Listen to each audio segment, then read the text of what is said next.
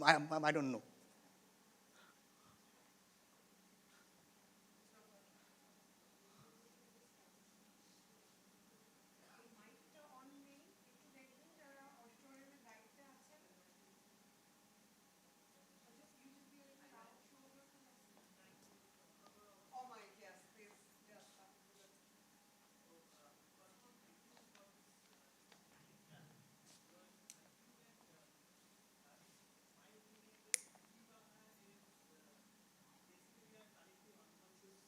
Involving collective unconscious.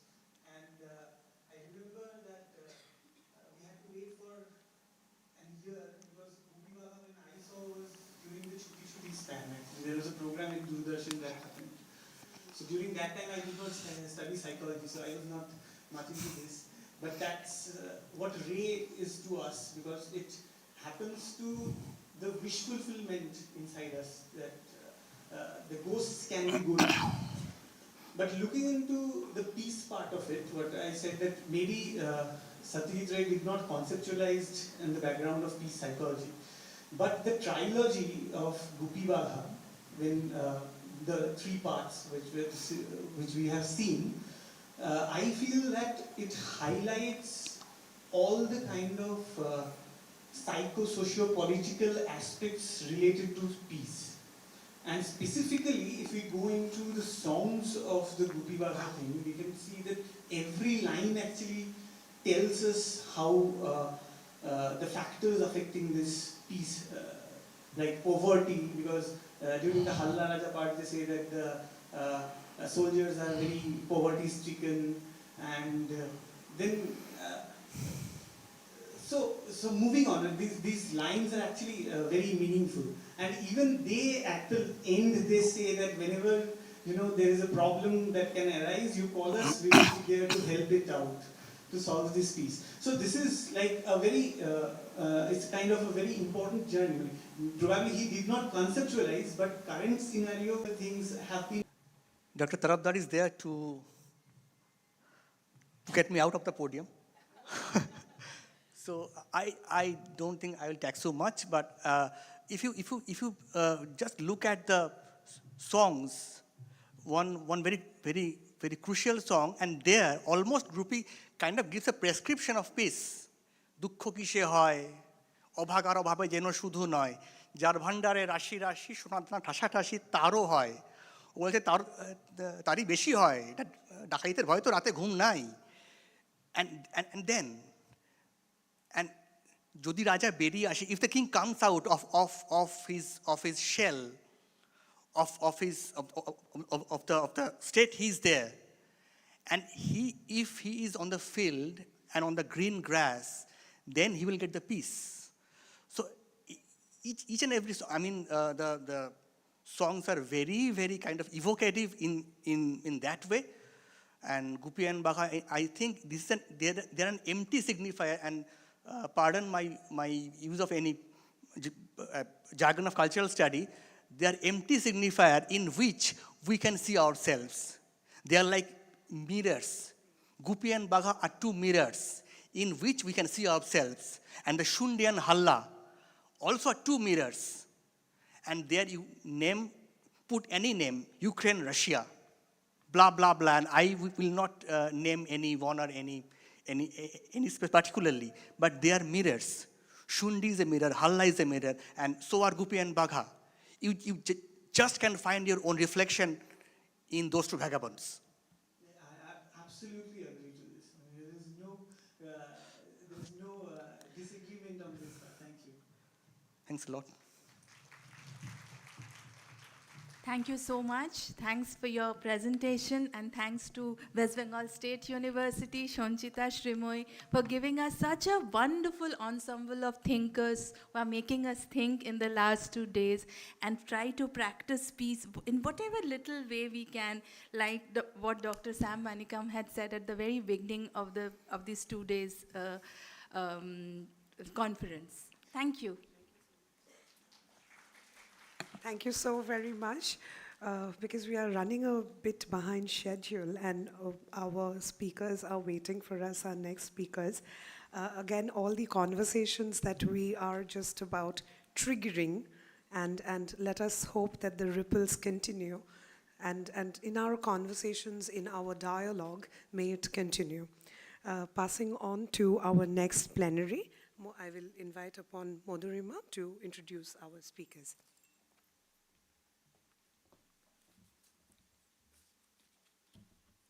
Thank you, Shrimoy ma'am. And I'm Madhurima Desarkar, and I'll be anchoring this plenary session. I'm going to start with the topic which is going to be discussed by a resource person. And the topic is on creating a difference, a role for the arts in addressing well-being in conflict-affected areas. And before we delve into our session, I would like to introduce our esteemed resource person and chairperson who will guide us through this engaging session. Our resource person for today's plenary session is Dr. Michael Buser. And a little bit of an introduction about him. Dr. Buser is an associate professor of collaborative community practice at the University of the West of England, Bristol. He is also the head of the university's WHO Collaborating Center for Healthy Urban Environment. Dr. Buser's research is socially engaged and interdisciplinary, and in the last several years, he has focused on two main themes: A, water security and climate adaptation, and B, being mental health and well-being in areas of conflict. In terms of water, Michael is currently leading a series of projects funded by the British Academy to study climate change, glacial melt, and water security in rural parts of Ladakh. This work is arts-led and involves studying the intersections of culture, climate adaptations, and well-being. He's also leading a number of projects that support the mental health and well-being of those who have experienced trauma. In Bristol, this centers on work with refugee support groups that provide art therapy and creative activities for displaced people. In Kashmir, he is working with school artists and teachers to provide art-based therapy to young people there. And most recently, he is working with the Ukrainian-based charity, Voices of Children, to explore the potential for art-based activities to support those who have been impacted by the war in Ukraine. We are delighted to welcome Dr. Michael Buser for this session. And moving on, we are also delighted to welcome our chairperson for this session, Dr. Anup Dhar. Professor Anup Dhar is a post-structuralist critic of mental health.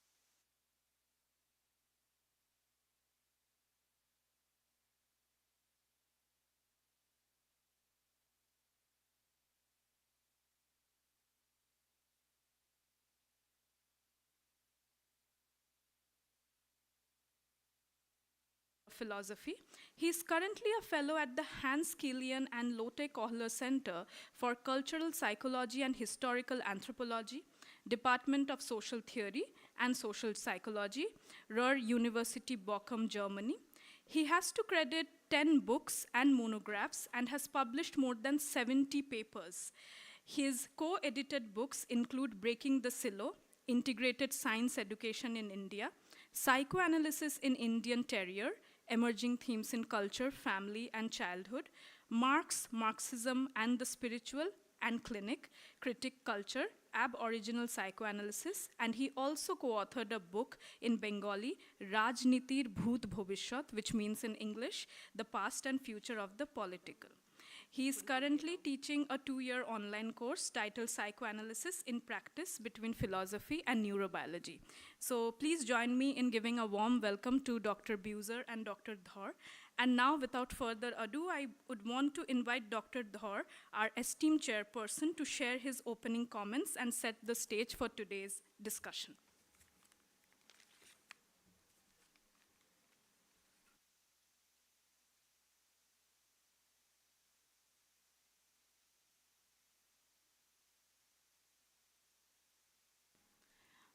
Dr. Dhar, we can't hear you. Okay.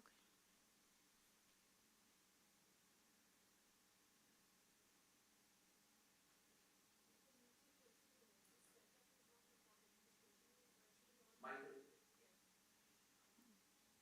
Yes. Michael, I think I will let you.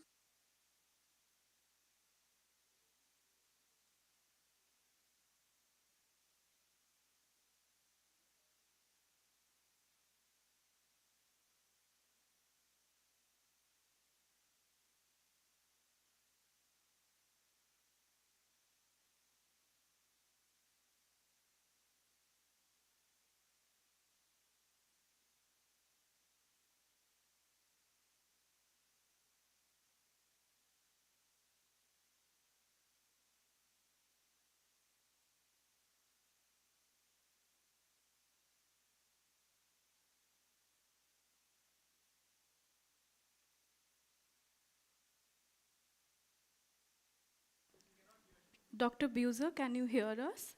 We can't hear you actually.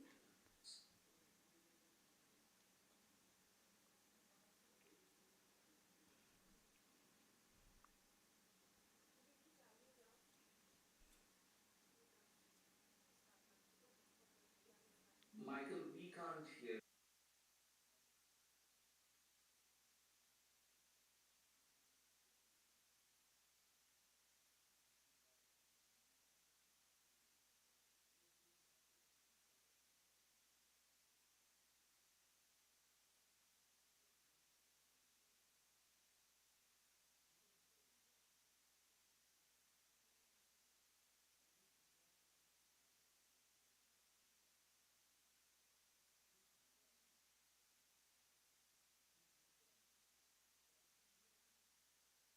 Yes, sir, we can hear you.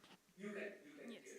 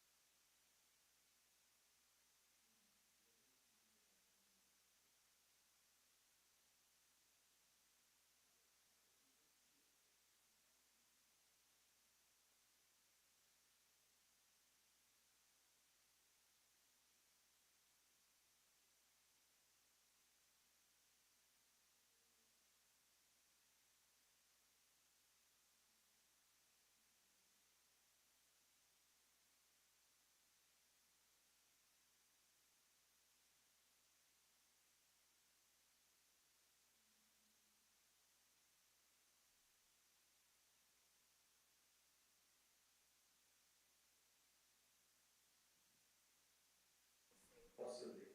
Possibly. It could be the. Dr. Buser, can you join from another device, if that is possible? Yeah, that's.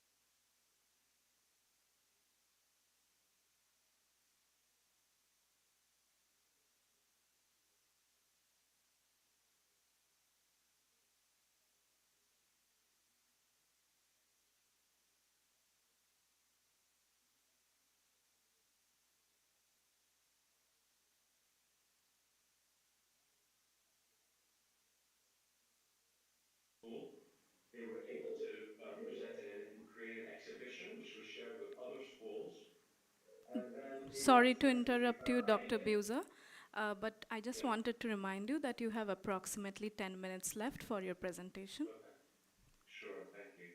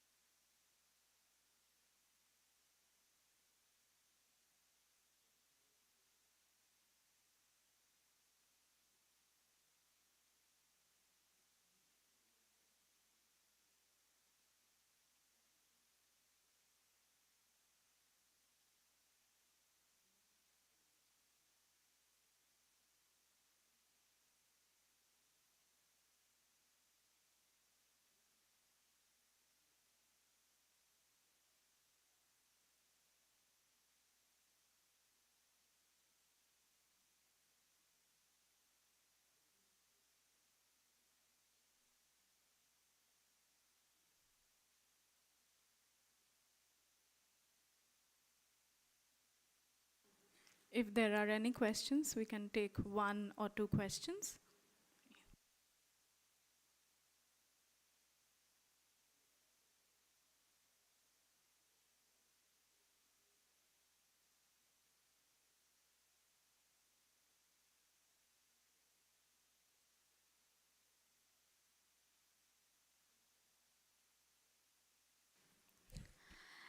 Hello, Dr. Boozer. I'm Navneeta Bosch, guest faculty of Department of Psychology. So thank you so much for such a presentation. And I have one question and many queries, but I limit myself to only one question. So the first, only one question is about the qualitative evaluation. You mentioned about a method, 6-piece storytelling. So can you please just highlight few aspects of it? Sure.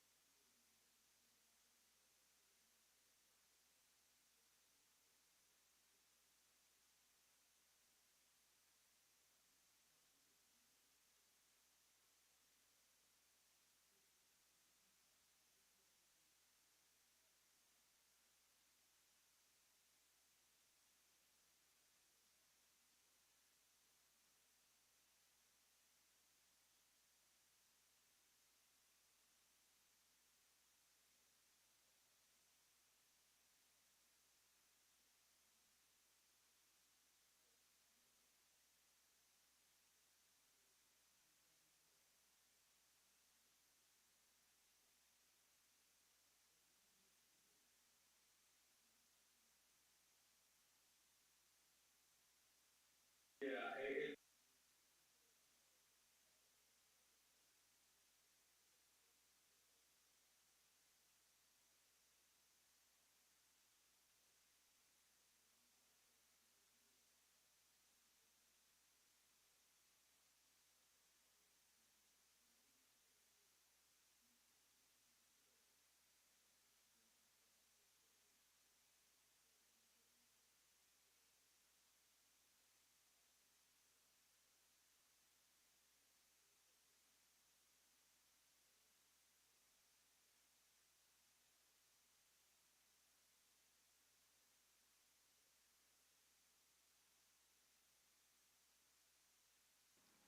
Thank you, Dr. Boozer. Are there any more questions? Ms. Navneeta Bose has another question to ask, an additional question to it, so I'm giving. please go ahead. Please go ahead. Yes, sir. So it's not a question, it's just a reflection about the butterfly method and the journey of butterfly through, or via the journey of butterfly, seeing a person go through that and identify different stages. I think that's a beautiful method where we are not directly talking about ourselves, but keeping a step back, taking a step back and observing the pace. So it just reduces the focus on us, the suffering on us, and we can, I guess something mindfulness is also related to that process. So Yes. and that's a beautiful way to deal not only with children, but I guess this can be applied to other or general populations as well. And thank you for this wonderful method. So, The inner child in all of us yes. can be touched by.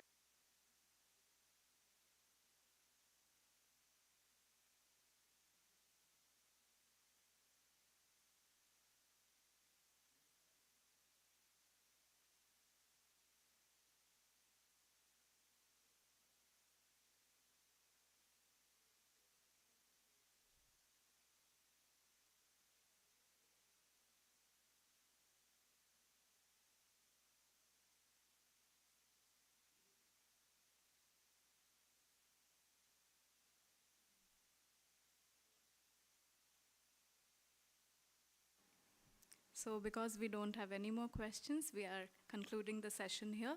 Thank you again, Dr. Buser and Professor Dhor, for enlightening us on such a wonderful topic on art and its impact and use on children, especially in conflict-ridden areas. We will be now breaking for lunch. We have approximately 20 minutes. I'm sorry to cut back on the time, but please, after completing your lunch, please come back to the auditorium. We have a plenary session, and after that, we have scientific sessions as well. So thank you.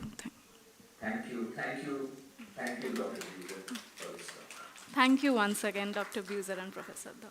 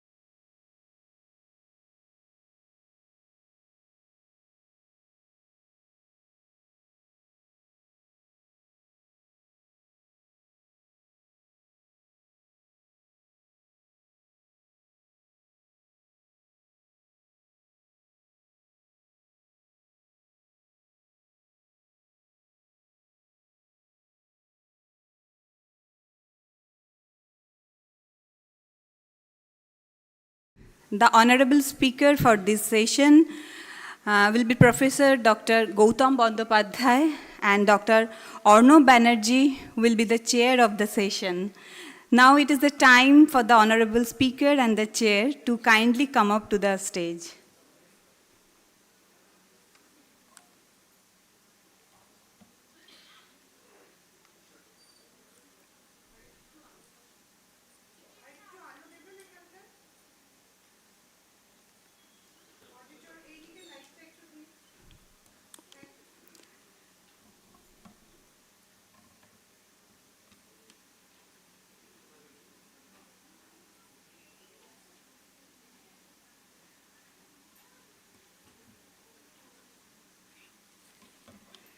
We would be honored and delighted to have the dignified guests felicited by customary Uttoriyo, memento and flower bouquet.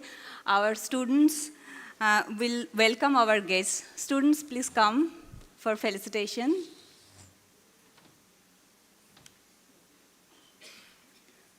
Students, please come for felicitation.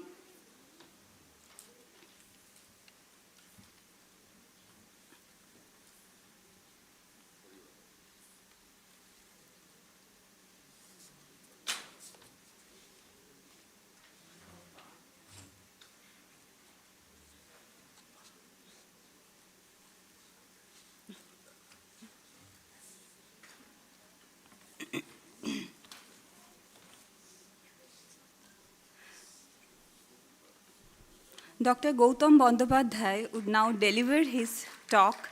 Before he begins, a few words on Professor Dr. Gautam Bandyopadhyay. Dr. Gautam Bandyopadhyay is in medical teaching over a period of last 2.5 decades, currently working as professor and head of the Department of Psychiatry, Medical College and Hospital, Kolkata. Authored a handful of research articles and books related to his field of work in mental health. He's interested in history of psychiatry, culture-related psychiatry, and positive psychology. And this session will be chaired by Dr. Arno Banerjee. Dr. Arno Banerjee is the chief psychiatrist and president of Sebok Mental Hospital. He has done his MBBS from Medical College and Hospital, Kolkata, and diploma in psychiatry and fellowship in psychiatry from University of Vienna. Over to you, Dr. Arno Banerjee, for chairing the session.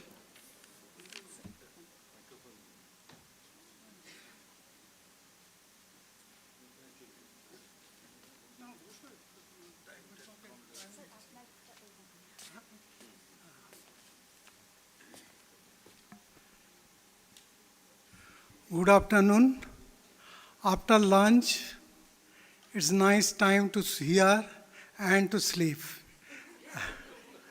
So let us, in sleep dreams come, and in dreams many hopes awake. Let us see, because in Bengali literature, literary persons of Bengal, they always wrote poems, wrote articles on cynical side of hope.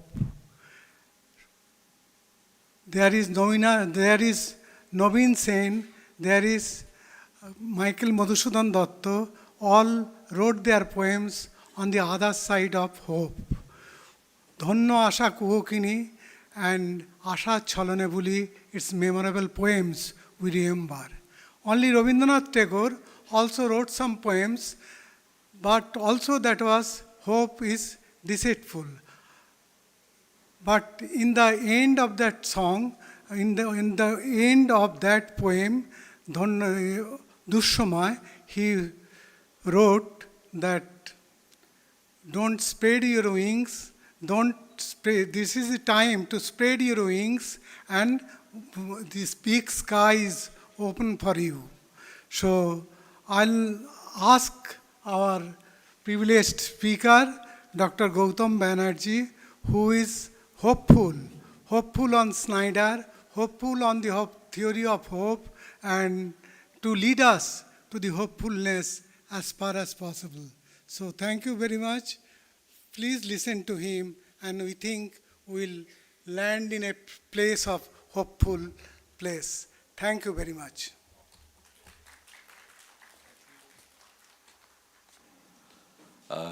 Chairperson Sir, Dr.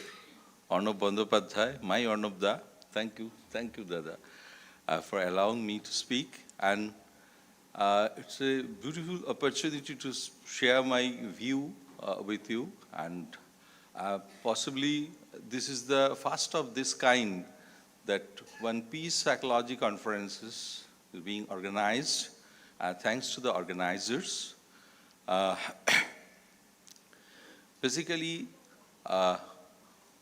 over the last few centuries, and at least just before 4 or 5 decades, positive psychology was actually maybe equated as a derogatory term, that those who were using this umbrella term, they are foolish or they have some inadequacies, etc. That was the view of the society.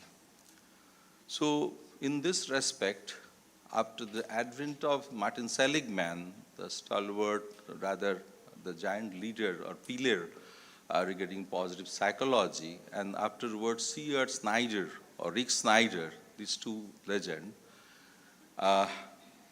they have captivated, rather developed is as a positive science that is influencing our mental health. That is very important.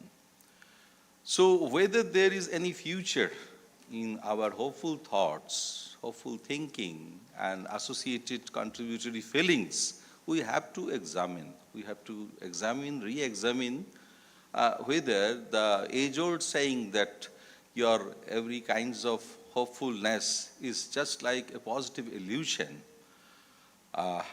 Actually, our society is quite ambivalent regarding hope or optimism. Even when we go through the story of Pandora, we can see there are several versions. Most of us probably knowing the story of Pandora, when the King Zeus, the king of the gods from Olympus, enraged, and actually he was a personal friend of Prometheus, the Titan. Prometheus, stolen the sacred fire from heaven for humankind, and just to take a revenge on Prometheus,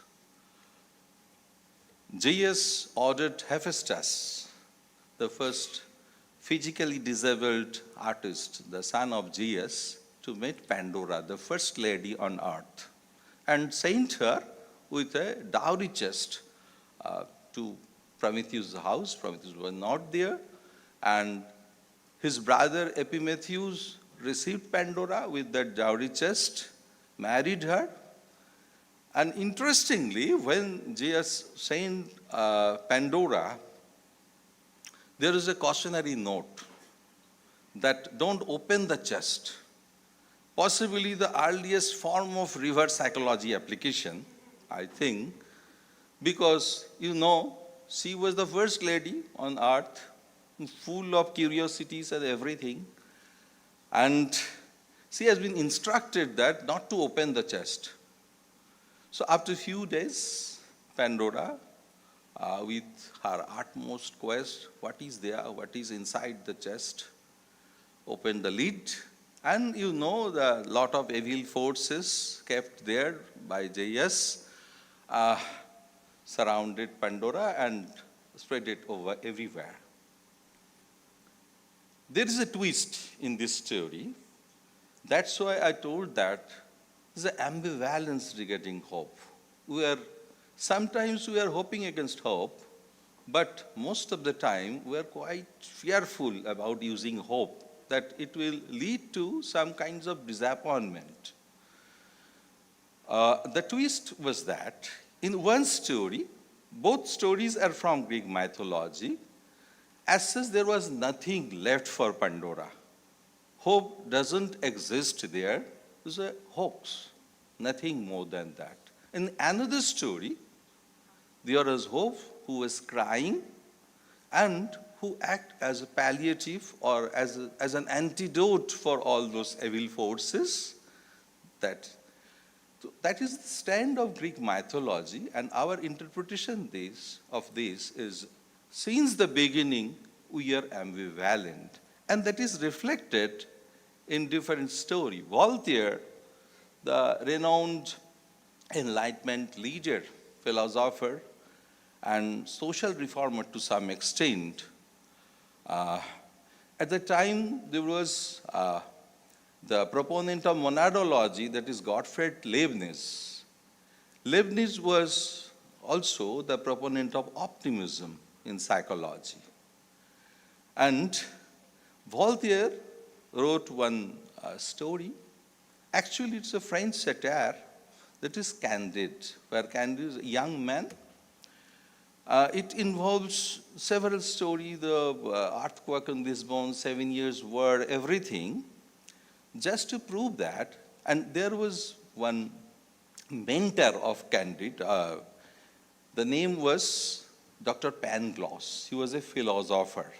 In medical science or in any versions, there's a term that Panglossism, that is overwhelming, overactive, optimistic view of life. That to Pangloss, that we are living in the best of the world version, best of life we're spending here. That was the optimism from Pangloss. And Pangloss, the self-proclaimed disciple of Leibniz, was highly criticized. Actually, the vector of those attacks was Leibniz, not Pangloss. It's a story, fictional event. As such, in real life, there was no Pangloss. But Panglossism is narrated that look at those foolish persons, those who optimizing with their optimism here. They are inadequate and they have to build their own garden. That was the end line of Voltaire's Candide. In another story, that is, nowadays it is Pollyanna principle. Pollyanna principles comes from this story of Pollyanna, a 11-year-old orphan child, and who had a sacred game, that is happiness game or glad game, and who used to look for anything positive, even in the total overwhelming negative situation. Using this, Margaret Matlin and David Stang, they made the Pollyanna principle the overarching positive people and overarching seekers of those positivity. In the light of optimism, the Pollyanna principle is applicable in any other form. But initially, when it was written by Slater in 1913, one USA writer, that was quite derogatory and sarcastic towards those optimists or hopeful people. Even Sigmund Freud, in his The Future of an Illusion, I think Freudian writings can be divided into two parts. First one, the first phase, the dream interpretation, sexual interpretation, everything. And the second phase is with Moses and monotheism. The Future of an Illusion is beautiful. You must go through, students, you must go through the late Freudian writings. This is unique. And in Future of an Illusion, Freud mentioned that civilization, for civilization, it was essential to just develop one illusion that there is a father figure like God who is looking after, and you will be rewarded in afterlife if you control your sexual or aggressive instincts. And based on this, there are several theories, etc., and ramifications of this. So most of the persons, Voltaire to Freud, were not quite hopeful. But our survival and hope, survival and optimism is essential because there is no Voltaire, Freud, nobody. And just to survive, basically, we have to go for just to maintain the survival instincts. Our brain is primed for negativity. We have to detect anything that is dangerous for our survival in the immediate environment. That's why primarily it is negative. But just to cover this, there's a positivity. The chances of hope is playing some role here. The evolutionary ways, the capacity to think in an optimistic way was a naturally selected characteristic of our species to counter that negativity, which evolved when we developed the capacity to reflect on our future. After attaining the bipedalism, human Homo sapiens, they are unique because they have the computational abilities. They have the ability to mix different functions of a tool. They have the ability to speak languages, expresses this, and they have the creativity. They have the ability to transcend it. So gradually, our ancestors developed the unidirectional or bidirectional timeline for them. There's a past, present, and future. Nowadays, in our current days, we usually say that psychopathology is also temporarily related to this. Because if we focus more on past, then the depression or despair is the result. If we focus more on future, we must be anxious. And if we focus more on present, here and now approach, then the stress is the result. Even if we go through the Viktor Frankl's writing, you can see that in our current civilization status, we have existential vacuum, and the ultimate results is the not fulfilling all the criteria of living, not creating the meaning of life, is boredom, frustration, addiction. So whenever we are dealing with present on our hedonic treadmill, then the ultimate result is, in a treadmill, we don't go farther. If we want to stay there, stand there, we have to move always. So present, past, and future, this interrelated, temporary related feature was the unique criteria, the ability to transcend in the past, using our past experiences, viewing our future, creating meaning, or creating the reflections of our mental images. That was unique in comparison to other animals. And our survival, in our survival roots, we developed the capacity to reflect on our future, where realism may be equated with unmotivation, because realistic view is more akin to depression. During depression, we are much more practical, more pragmatic. We are at the ground. And when we are considering ourselves normal, actually we are a bit elevated, denying the reality. Optimism and motivation to struggle for survival because they believed things would work better for them. That's why, that was the motivating component. So in our survival pathways, we can see that evolution dictates each and every emotion that is related to any kind of change with their appraisal of the situation. Positive illusion. Hope as positive illusion. She is Sally Taylor from UCLA and wrote one book during 1985, I think. This is positive illusion.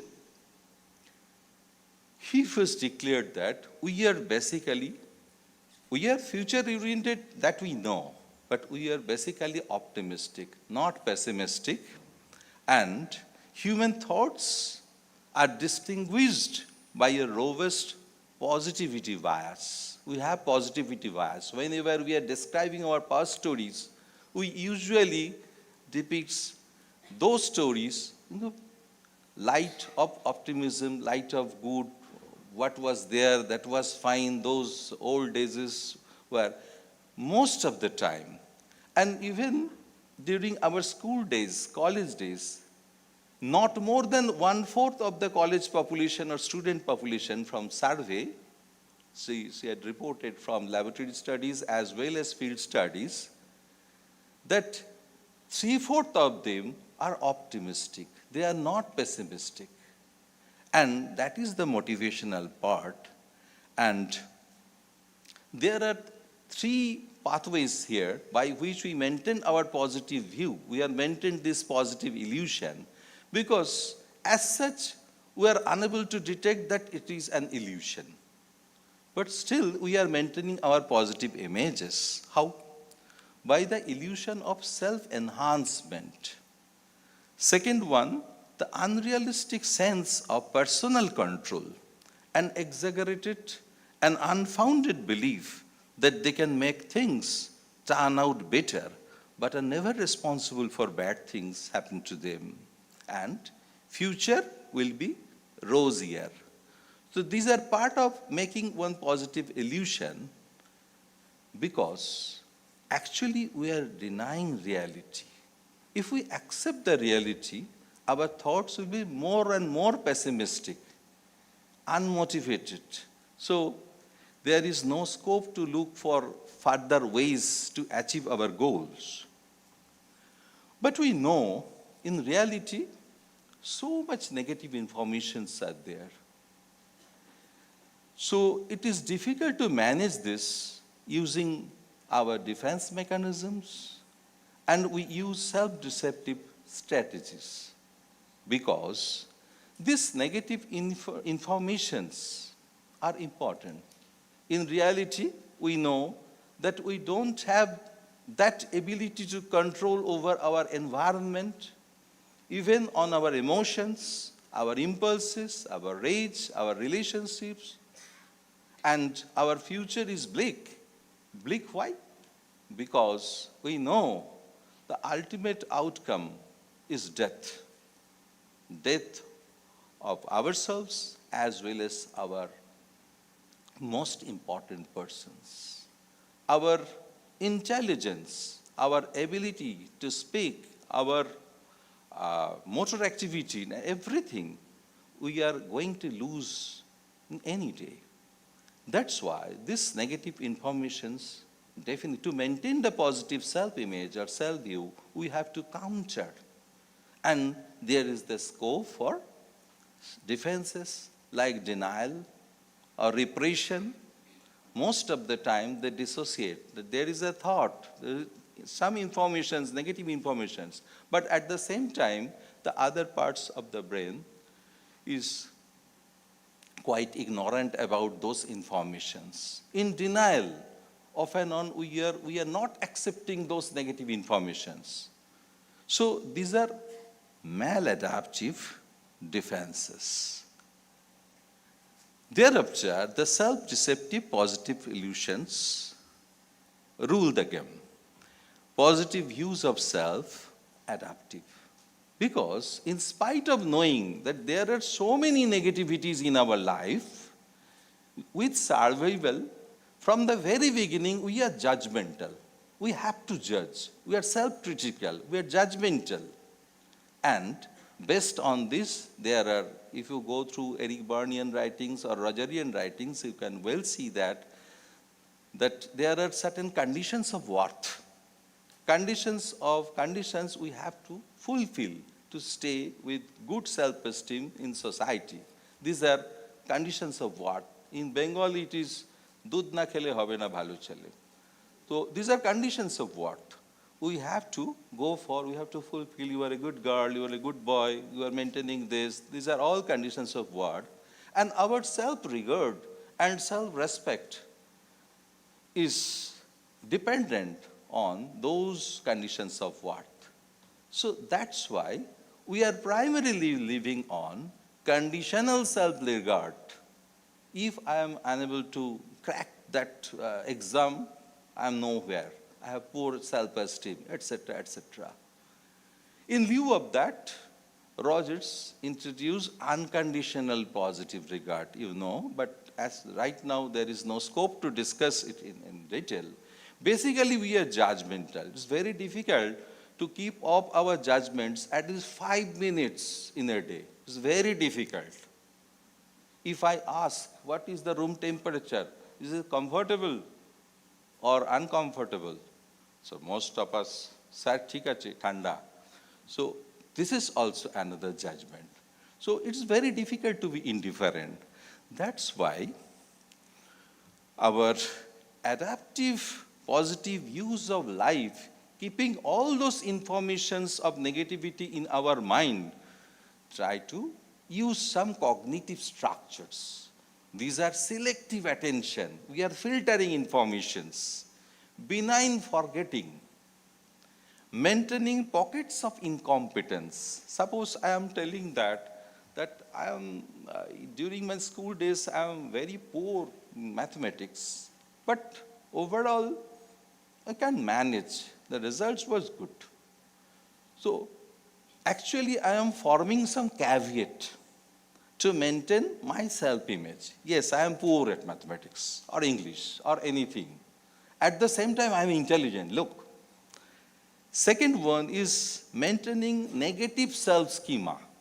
That is also essential cognitively. Actually, hope theory or hope therapy is amalgamated from narrative therapy, cognitive behavior therapy, Albert Ellis's therapy, RDBT, etc.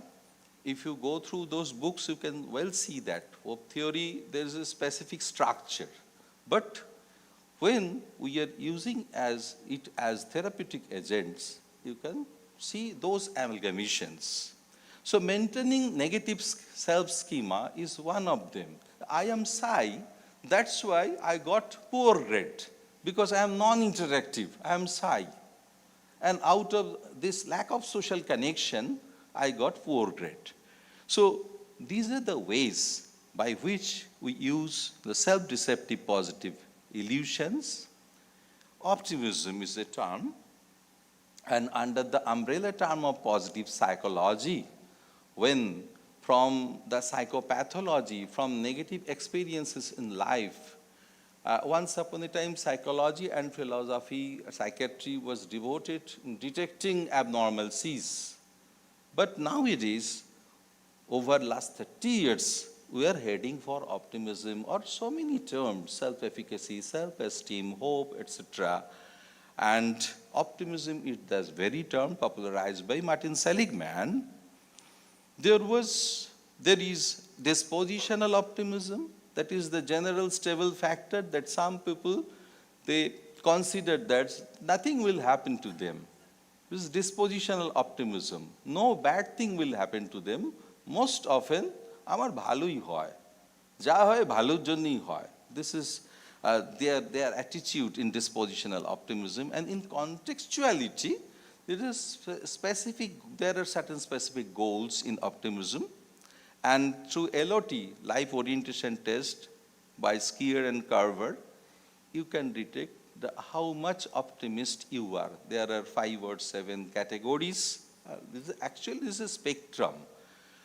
What I am telling in a very short time is oversimplistic. I am just for our students and our junior colleagues, seniors must be knowing all of this.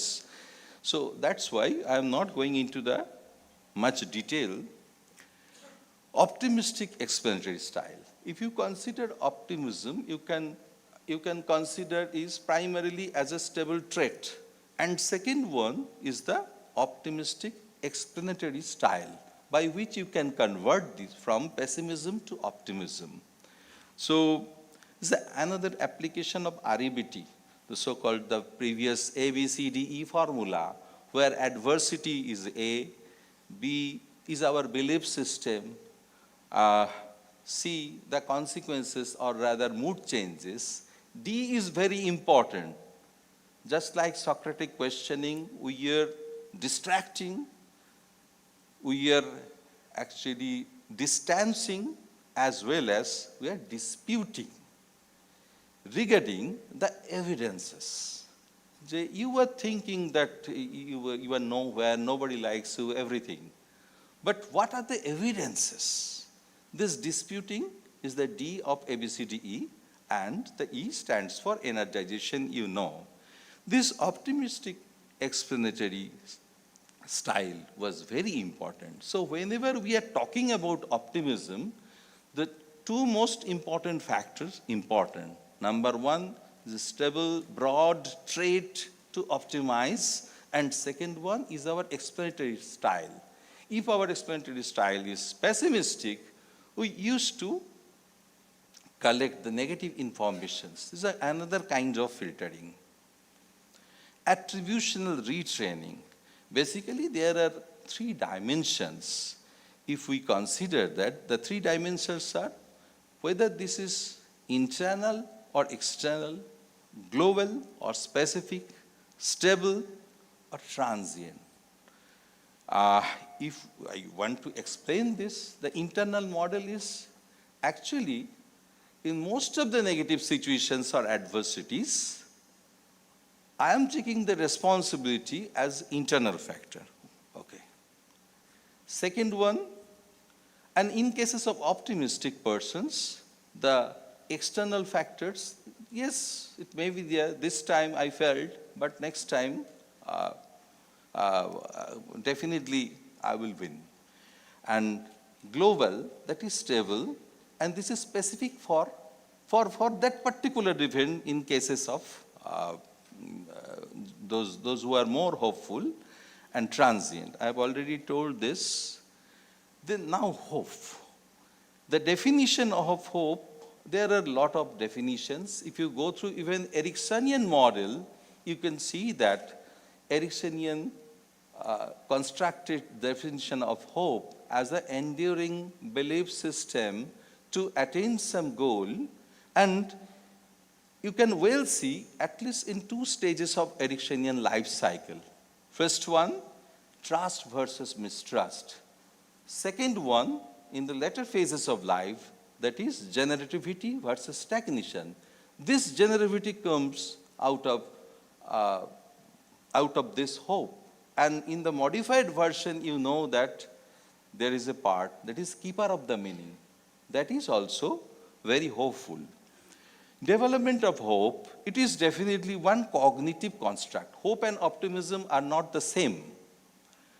Hope actually means there is one desired goal. We choose some certain goals. It may be short-term, long-term, temporally related, or problem-oriented, anything, priority-based. We choose our goals, and just to reach from point A to point B, we have to invent. We have to find out some pathways. These are pathways thinking. So it is a cognitive construct, but feelings, emotions are sometimes a byproduct of our appraisal. So whenever in the midst of our journey, whenever we are thinking that this goal is attainable, so that fosters hope. And if it is that in the midst of our journey, we appraise that we are unable to reach there. So that fostered despair. It may be that hope and despair is the different sides of one single coin. So developmental hope is essentially through learning process in infancy, adolescence, adulthood. And we have seen that by the way of cause and effect mechanism with the object constancy at the age of 1 year, there are some pathways thinking, and agency thinking developed after that. Agency thinking is the motivational component of that. We are running up to time. That's why I'm not going into the detail. But if there are questions, I must answer. This is C.R. Snyder or Rick Snyder. So there are pathways, agency thinking, and definitely goals. And there are two different type 1 and type 2 goals. Individual differences, there are several measures to just assess how much hopeful we are. And there are several theories, and Snyder compares with all sorts of theories. Where hope theory is different from the theories of optimism, selective optimism, etc., etc. Neurobiology, I must say, neurobiology, because we are uttering the term evolution. So definitely there are neurobiology of optimism and hope.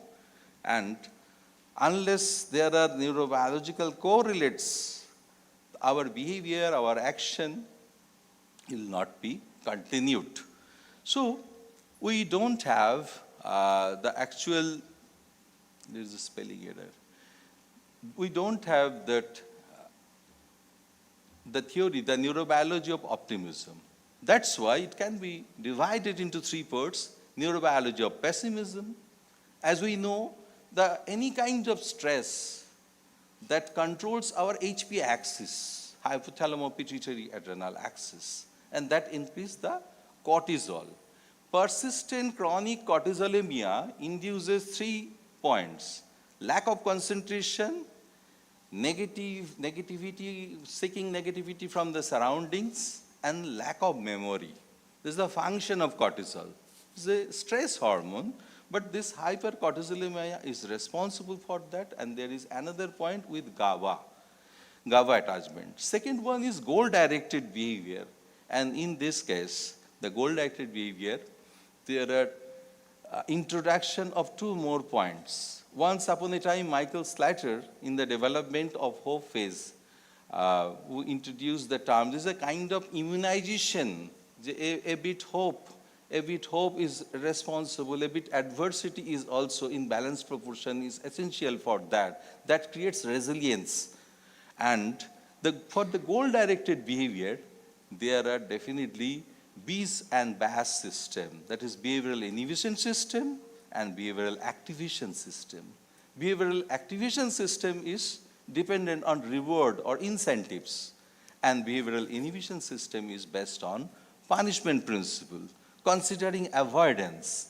And we have located the areas. There are certain papers on uses of hope in depression. They are mentioning the supplementary motor area. But in this case, dopamine is responsible. That's why BIS-BAS system or behavioral facilitation system is also considered as neurobiological reward system. In neurobiology of optimism and social interaction, there is one beautiful work, especially on women, on mothers, mentioning that endogenous opioids and role of oxytocin in our attachment behavior. We have no time to go further. High hope and low hope persons, there are a lot of differences, and this exists in academic, athletics, physical health, psychological adjustment, and even we can instill hope in our psychotherapy sessions. And there are terms like false hope. Snyder highly criticized this because as such there is no term for false hope. Hope usually influences, there is a handful of articles and papers on hope, that how hope works. Even when the high hopers, they have been faced with one obstacle or adversity, a challenge situation, they usually create other pathways to reach there. And sometimes, if it is not possible, they alter their specific goals to another goal that is achievable. That is the beauty, and that is dependent upon their past experiences, because we know nothing succeeds like success. That's why our past experiences creates more pathways, and we have the ability to think that we are motivated for that capacity to form those pathways and use those pathways. That is the difference between high hopers and low hopers. So as such, there is no low hopes. Even when, if it is, then it is poorly chosen goals, having goals that are too big, having bad goals, or bad planning. In Snyderian writing, there's a beautiful article, that rainbows in the mind. The last piece used this phrase, do we want pessimism in the cockpit? That was the reason, because we have chosen pessimism. because it is realistic. It is more often. So if we go to a jet plane and choose one pessimist who is uncertain, who is anxious, who is depressed, unmotivated in any way on the cockpit, or the optimistic person, Snyder raises one question. Over the years, over the centuries, we consider optimism as foolish, inadequate, immature, but it has got the motivational compound. And these are not evidence-based. All those objections, these are not evidence-based. That's why there is no denial of reality. Actually, they are considering their tenacity, their perseverance, all these factors are helping to choose the pathways. That's why. Thank you. Thank you for listening. I think I have covered within 30 minutes. Okay, thanks. Thank you, sir. And now I would like to request Dr. Arnav Banerjee to comment on the talk, and we can take 1 or 2 questions from the audience also.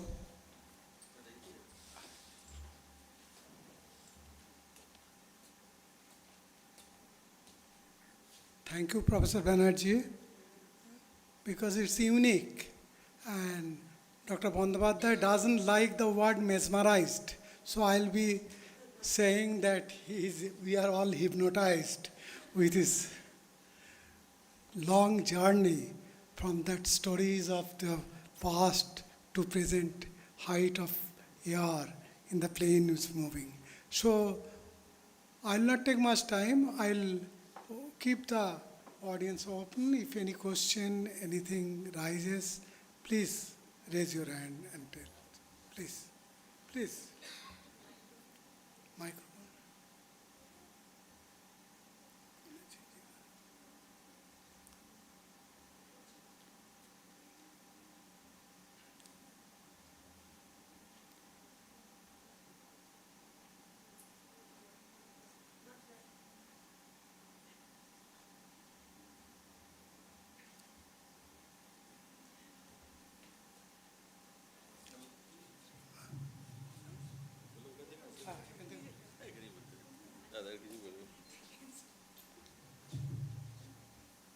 Yeah, thanks for your wonderful presentation.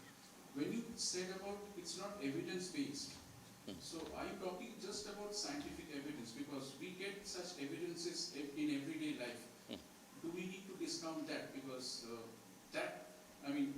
taking them into account can also be something. No, that was when I was mentioned that it was not evidence-based. That is the Snyder's answer to all those criticism.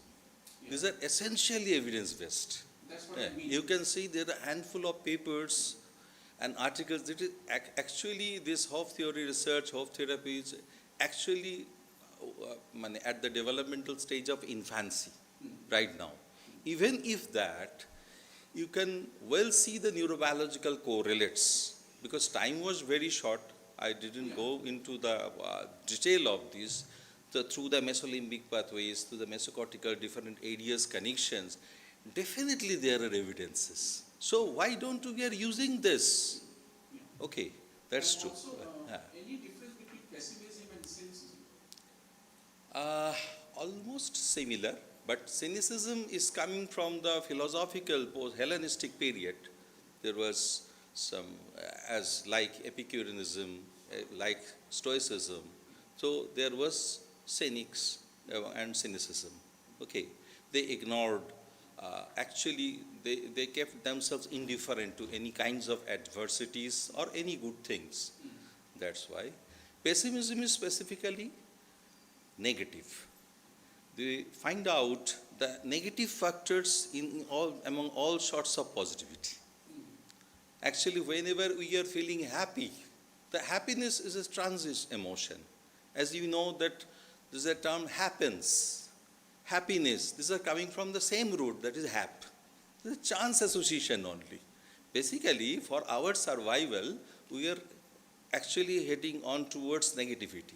But just to combat that, for the motivational compound, we have to create some cognitive constructs. That is very important. These are pathways thinking and the supportive agency thinking. And throughout our life, from the very beginning, if you go through the developmental phases, you can well see that during adolescence, during preschool years, particularly 3 to 6, so already language development, object constancy already on 1, or by the age of 2 years, we have developed pathways thinking.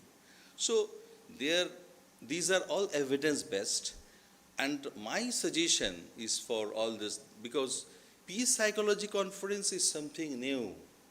One of my friend from RIMS, Manipur, requested me that whether he's a senior professor, Professor R.K. Lenin Singh, that whether it is possible to join. Sanchita connect করেছে বোধহয়, ঠিক আছে, already connected. So this is unique in India also, and that's why there is a scope for our students, postgraduate trainees, researchers, and otherwise psychiatry or psychology is a subject that is also related to our self-growth and motivation. That's why we can expect and do some mini experiments every day. Between 7 to 8, between 9 to 10, how much we have spent in regarding past, staying in the present, or in futuristic thoughts. We can mention, these are many experiments. We can use this in parenting. This is very important. Role model, past experience is important. Adding sufficient value towards our goal, that is also important. At the same time, our parenting, attachment figures, caregiving, supports, judgment, and justice, that is also very important. Okay, we are looking for that world. Okay, thank you. Any more question? Okay, I think there is no more questions, so we can end the session here. And thank you, sir, for this illuminating talk. And as a student, whenever I listen to sir, I feel content. And I think all of you are experiencing same kind of emotion at present. Thank you, sir, once again. Thank you, Dr. Arnab Banerjee.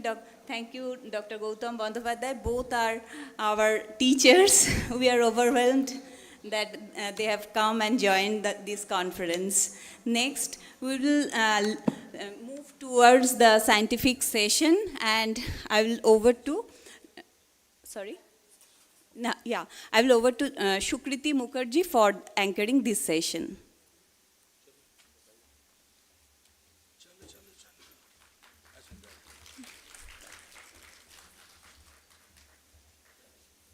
Good afternoon, everyone. We are starting with our scientific presentation.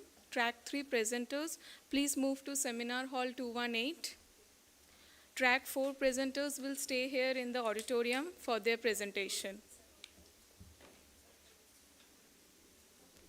Online presenters.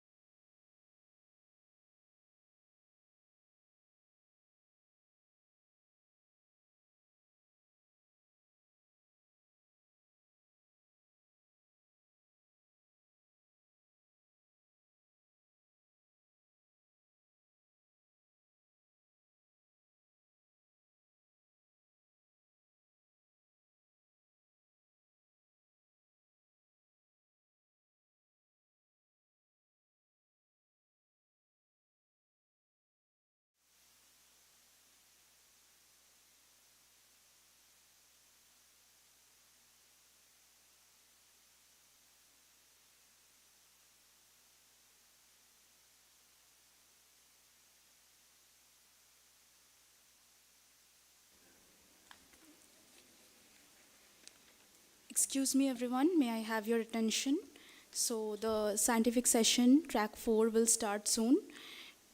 All the participants for track 4, are they present here? Please respond.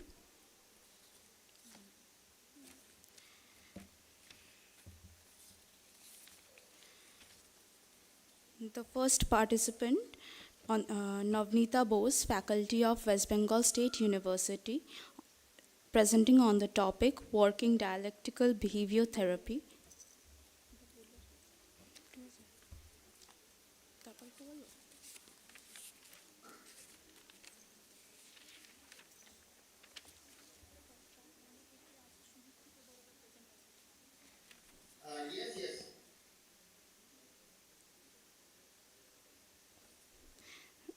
I will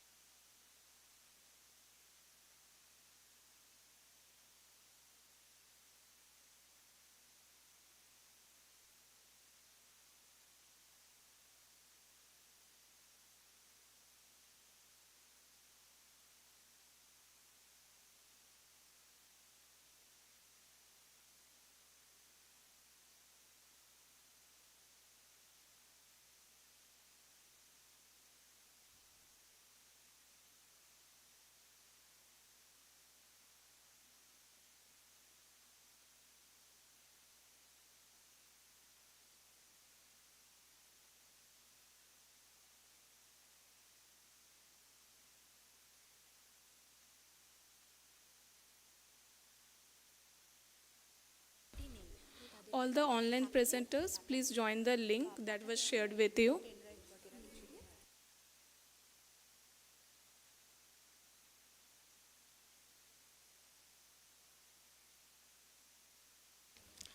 All the offline and online presenters, please send your PPTs immediately. Only 3 of them have been received.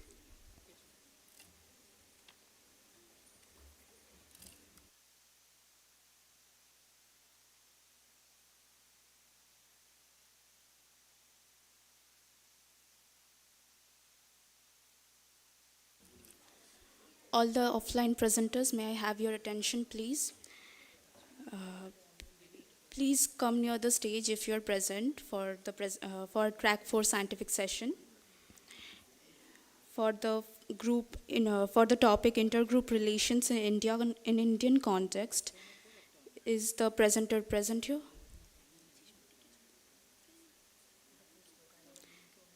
Shabana Bano, R.C. Mishra, and R.C. Tripathi.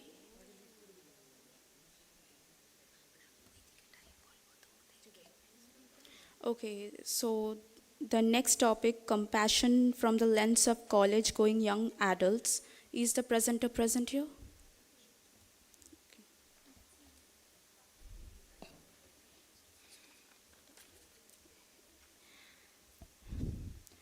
For the topic, reconstructing traditional psychosis, peace as a route to the administration of schizophrenia. The presenter, please come to the stage.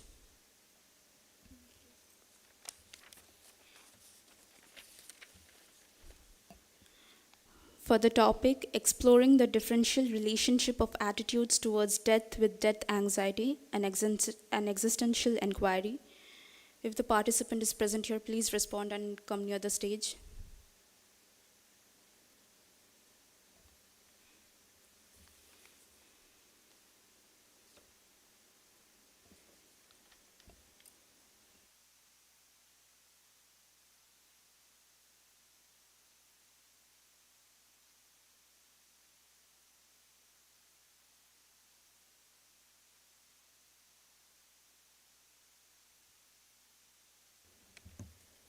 A very warm welcome to our distinguished guests and participants for our oral presentation. I feel extremely glad to welcome everyone to this much-awaited second international conference on peace psychology, a journey to peace within self and beyond. And it gives me immense pleasure to be standing in front of you all, amongst the most esteemed dignitaries who have won accolades in their respective fields. We are going to start with our scientific session 2 of oral presentation on peace from an Indian perspective and self in peace psychology. We would like to welcome our honorable guest, Dr. Prashanta Kumar Roy and Dr. Urbi Mukherjee, Coordinator of Department of Applied Psychology, Kazi Nazrul University of Asansol. She is also a clinical psychologist and done her MPhil from Kolkata.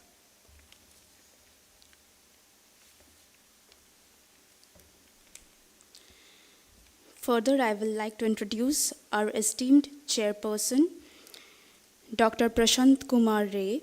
He has completed his post-graduation in MS from University of Baroda, MPhil Medical and Social Psychology from Central Institute of Psychiatry, Ranchi. Further, he has completed his PhD from University of Calcutta. Currently, he is serving as the faculty and head of Department of Clinical Psychology, Institute of Psychiatry, a Center of Excellence, Kolkata. His extensive research endeavors, that is more than 37 research papers, have culminated in the authorship of numerous esteemed national and international journals, as well as books all around the world. He is also the board of editors and reviewers in international and national journals.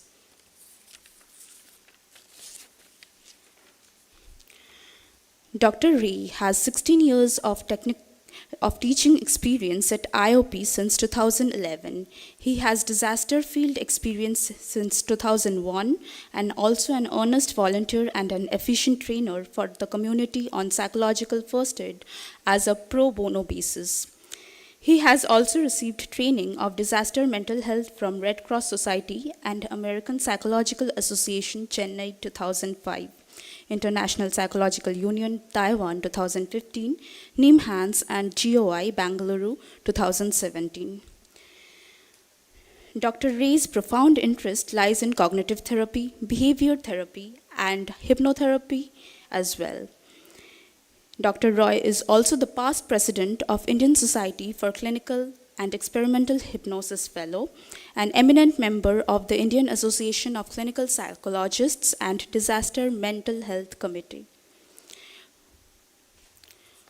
Further, we are going to announce the name of the participants and start the scientific paper presentation track 4. We will start with the offline presentations first.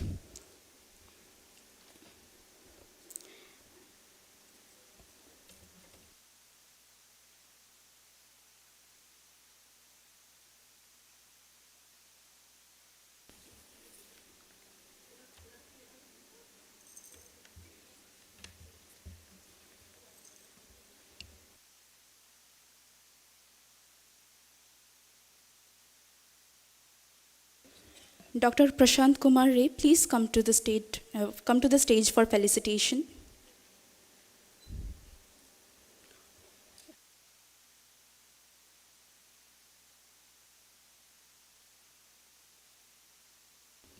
And Dr. Urbi Mukherjee, please come to the stage.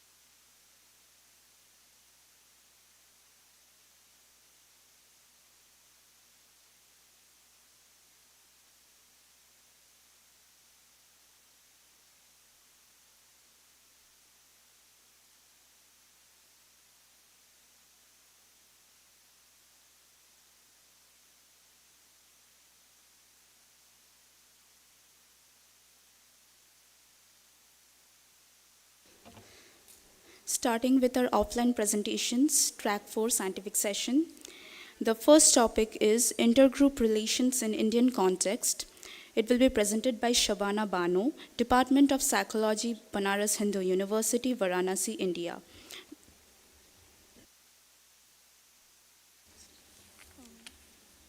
everyone is going to get 8-minute presentation time.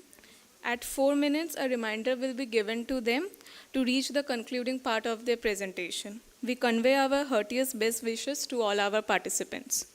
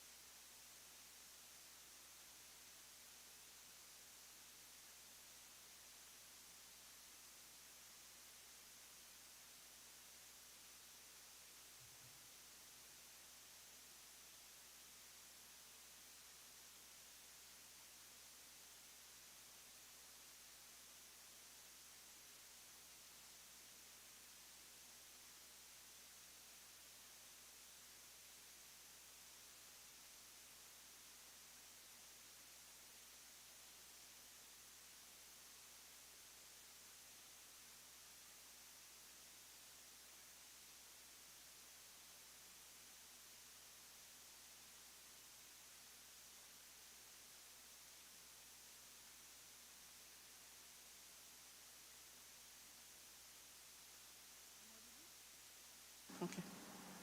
I'm audible? Okay, thank you. And sorry for inconvenience. My topic is intergroup relation in Indian context. So intergroup relations, this is the conference of the peace, how to maintain peace in the society. So this is the very important thing we can live together. And being a human being, we are a social being. And when we are defining ourselves in terms of social being, there is a natural tendency in a human. Just we categorize the world, social world, in order to understand this world. So categorization is a natural process and it's a psychological process. But the problem is that when we divide the social world into two categories, that is the one category is the in-group and another category is the out-group. That is not the problem. But in order to represent ourselves, our in-group, in a positive manner, generally human derogate the other group. We are the best and other are the worst. And that creates the problem. Because we are an individual and individual differences exist, this is the reality of this world. But we cannot accept it. And we cannot do mutual respect to other because in each one has its own values, own ideas, own opinion, own philosophy. So each one has a own perspective.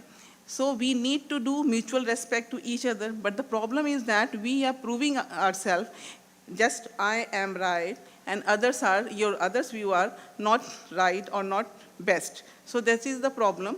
And we are defining, just in the present presentation, I would like to convey what are the psychology, what is the psychological and mechanism of the intergroup relations and how we can maintain the peace regarding intergroup relations. So just I'm moving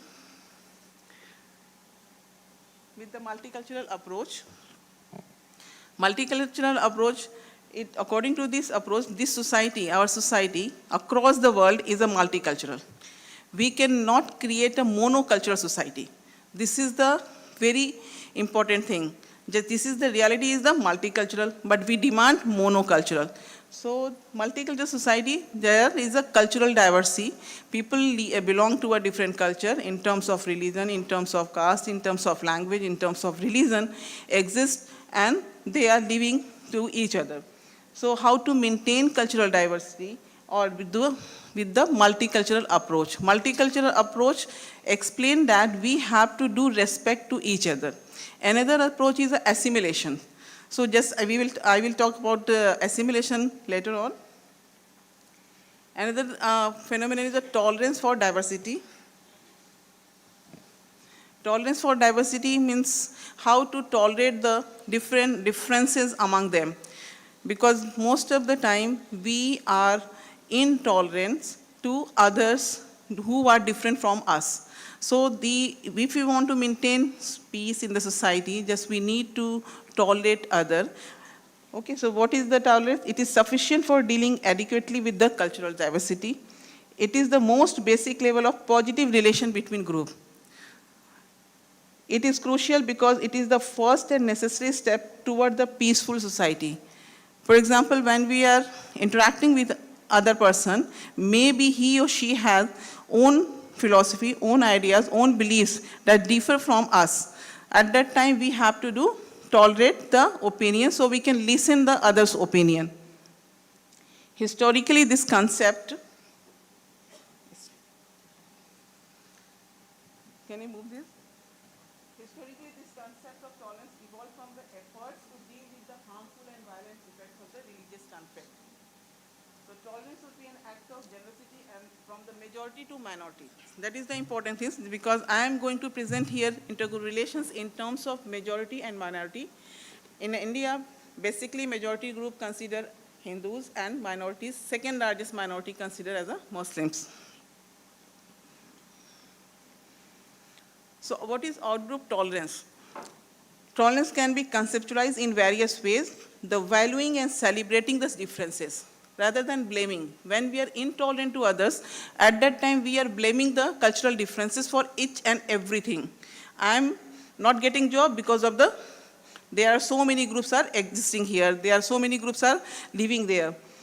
A generalized positive attitude toward outgroup. Positive attitude, that means just we have a regard to others. Because if I am Indian, so it is important thing for me. Another person belong to a US.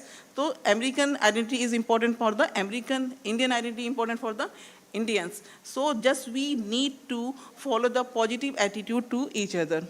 In an option, when dislike something or someone, so outgroup tolerance is why required? It is required, maybe there is a possibility we cannot like other person who are living with us, but we can be tolerant to him or her. It is having 2 more minutes to wind it up. Oh, so how many times?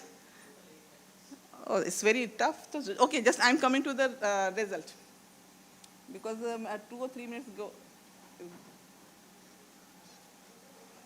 Oh, no problem.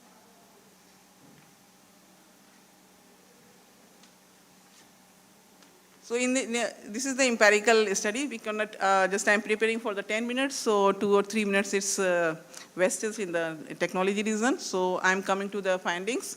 These findings basically based on the survey report, and survey report regarding what is the tolerance condition and what is the perceived threat and what are the relational orientation. Relational orientation means how we can want to relate with the other group. 4 relational orientation are there. One is the integration. Integration, when we want to maintain relations with the other group as well as own group. Another is the separation. That means we want to maintain relation with own group, not others. And assimilation, we want to assimilate other group in our group, not with the other group. Marginalization, we don't want to maintain our relations with own group as well as other. So this is the finding. Hindu participant not only perceive more threat in comparison to Muslim participant. Okay, Hindus are in a majority, even though they have a threat against the other group.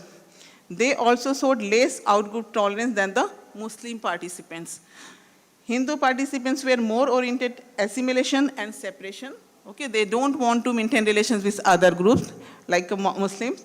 Coexistence and integrations were the more dominating relational orientation in our context. Because of that, our culture, our Indian context or Indian culture considered as a diversity in unity. That's the feeling of threat and intolerance lead to support for the assimilation and separation. If the people are intolerant or they are in a threat, at that time the possibility of the relationship is the assimilation or separation. If we are tolerant or we don't have any perceived threat towards other groups, at that time we want to integrate, we want to interact with the other groups. So what is the implication of this study? To promote a diverse, coherent and tolerant society, we should decrease threat perception by adopting coexistence. and relational orientation rather than separation and assimilation. We need to do interaction with other groups. So my presentation is going to end with this slide. Hindu and Muslim, we are not complete without you and I. So if we want to peace maintain in a society, just we need to be Indian rather than Muslim and Hindu, and not Indian as a human. And because of that, human being not only care about others human, we are human, so we should care about each and everything in this world so we can maintain the peace in the society. Thank you so much.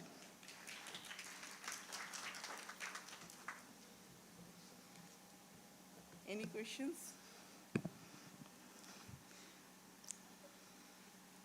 Do you have any questions? Any clarification you can ask?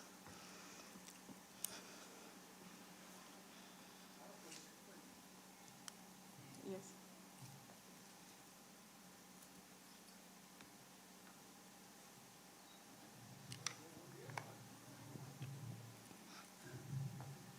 Ma'am, I just have a question for you. Yes.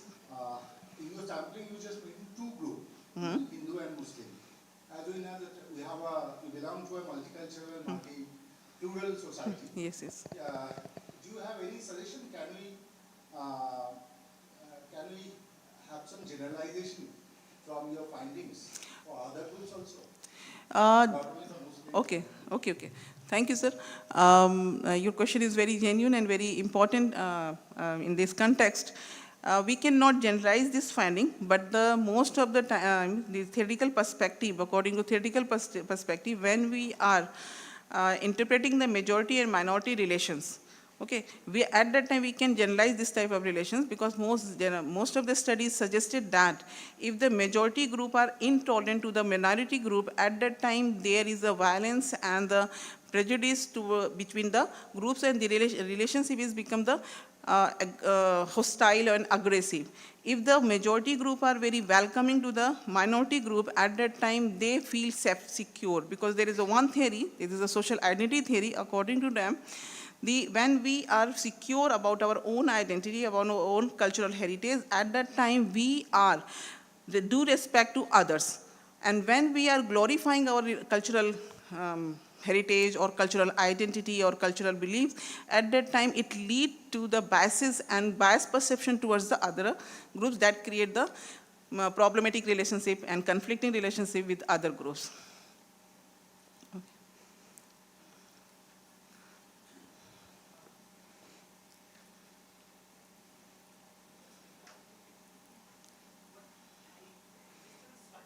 Mm-hmm. Mm-hmm. Mm-hmm.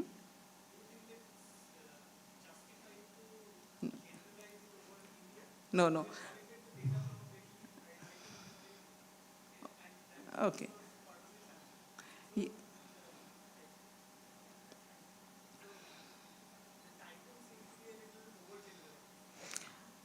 You can say, but because of the, you know that the presentation time is very limited. Because of that, I'm not presenting the large data, and there are so many variables and there are so many groups in this project, but I'm presenting in a very small study, that is a pilot study. I'm not presenting here main study. Because of that, you cannot generalize, and I agree with you, we cannot say that this is the Indian context, but this is the sample. So we can say that this study is the representative study, but if you want to, if you're interested to know, you can contact me and I will explain, because we have conducted this study not in Varanasi, we have conducted in Mumbai, Jammu and Kashmir, and now we are conducting in a different context, even in different countries, US and Switzerland and Canada. So these are the, because of that I'm saying, said the majority minority perspective on the basis of the cross-cultural studies. So this is the big study, but there is no time. I'm the presenter for 5 or 6 minutes, because I cannot present everything here. So sorry for that, and I agree with you. Thank you.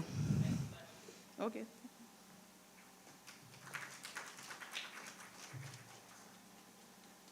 I'll request all the presenter to skip the introduction part if there is any, so that you can focus on your main presentation. Okay? After 6 minutes, I'll give you a reminder, and you will have 2 more minutes to conclude.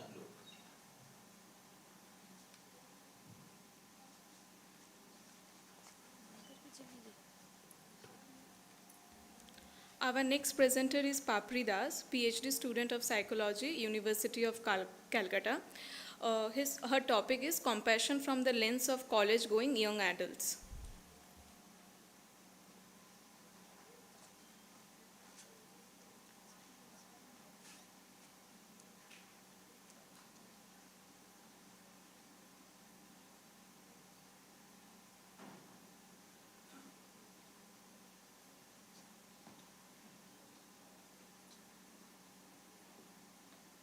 Naumika, who is the next presenter? Sir, she's here. Actually, we are waiting for the screen. Okay, after her, who is the next presenter? Okay, just be ready. Yes, sir. Yes.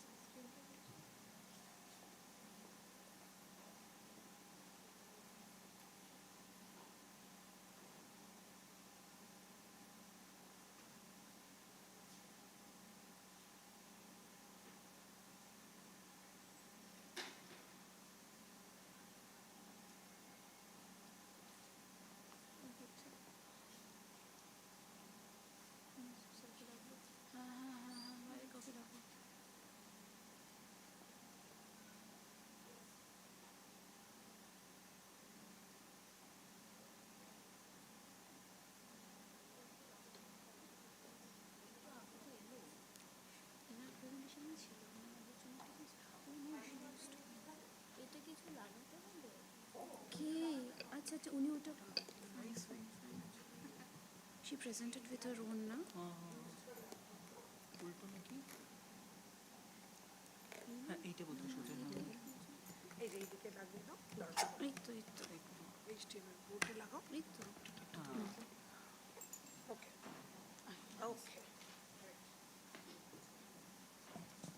Hello. Good afternoon, everyone. So, as instructed by Sir, I won't take much time in the introduction, but I would just like to, discuss about the context of my study, that is compassion from the lens of the young adults, college-going young adults. So basically, we have done a thorough literature review, and we have found that several studies on self-compassion have been made and done amongst different age groups. And in young adults, these studies are believed to be of special relevance since this group undergoes such drastic changes in life, and the current socio-political scenario, social media, tends to accentuate their emotional distress or increase the tendency to act out on the basis of their impulses. Therefore, fostering compassion among the young adults may prevent societal degradation and bring authentic connectedness in the community. It can also work as a catalyst to foster well-being, inner peace, as well as a shield towards complicated self-view, which gets reflected through different interpersonal relationships. But before that research, we must focus on the understanding of compassion a particular population holds in a particular socio-cultural sphere. Now just going to the methods. So our objective was to explore the perception of compassion among college-going young adults through their lived experiences. The research method we used was that of narrative analysis. Thematic analysis by Brown and Clark, 2006, was used to analyze the narratives through the inductive approach. The sample consists of a total of 30 consenting college-going young adults who were from the age group of 18 to 25 and were chosen with the help of purposive sampling, and those fulfilled the inclusion criteria were included in the study. Now, these are the participant characteristics. All the 30 participants were coded. Their age and educational qualification is mentioned here. Now, I have just summarized the life context of the participants. So basically, majorly were pursuing graduation in different subjects and majorly belonged from the nuclear family. Few of them were also having siblings. Participants expressed to have a distant relationship with their parents. Few of the participants narrated difficult parental relationship and parental separation. Few of them experienced a lack of support from the peer groups and quality relationships. They also expressed sense of emptiness and loneliness. Other participants narrated about their strong peer connections and groups. They expressed that peer groups are major source of support, love, kindness to them. Now, the narrative questions that were asked were kept quite open.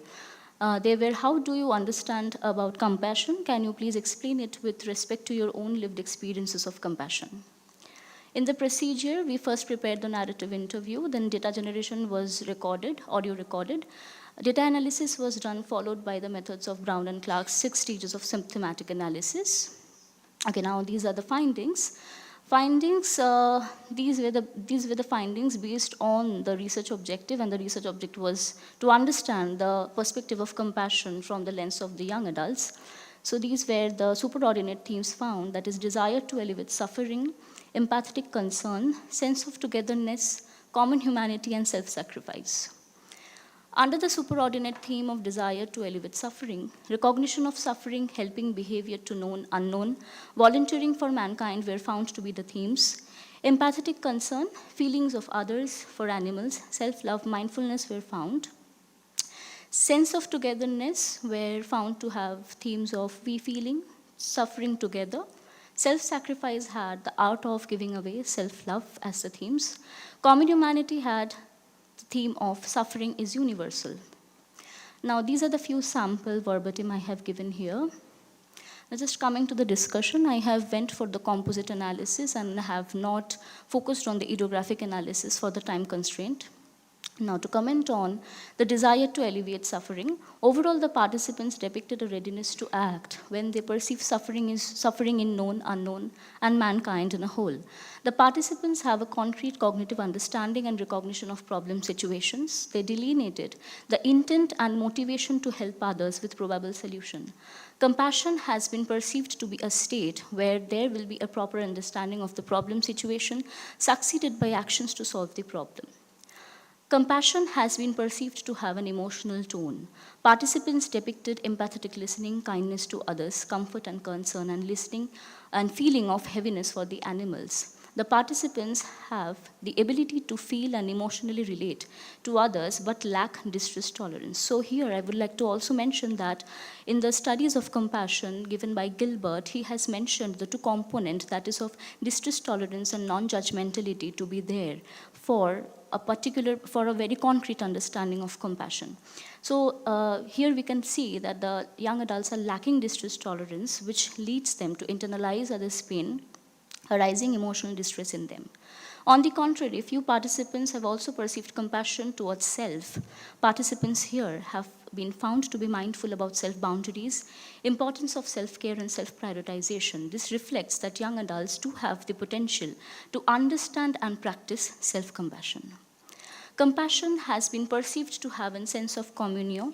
Participants have delineated it as we feeling and a state to suffer together. This reflects again that the participants have the cognitive awareness of suffering and the emotional relatedness to suffer together with each other towards the solution of a common problem.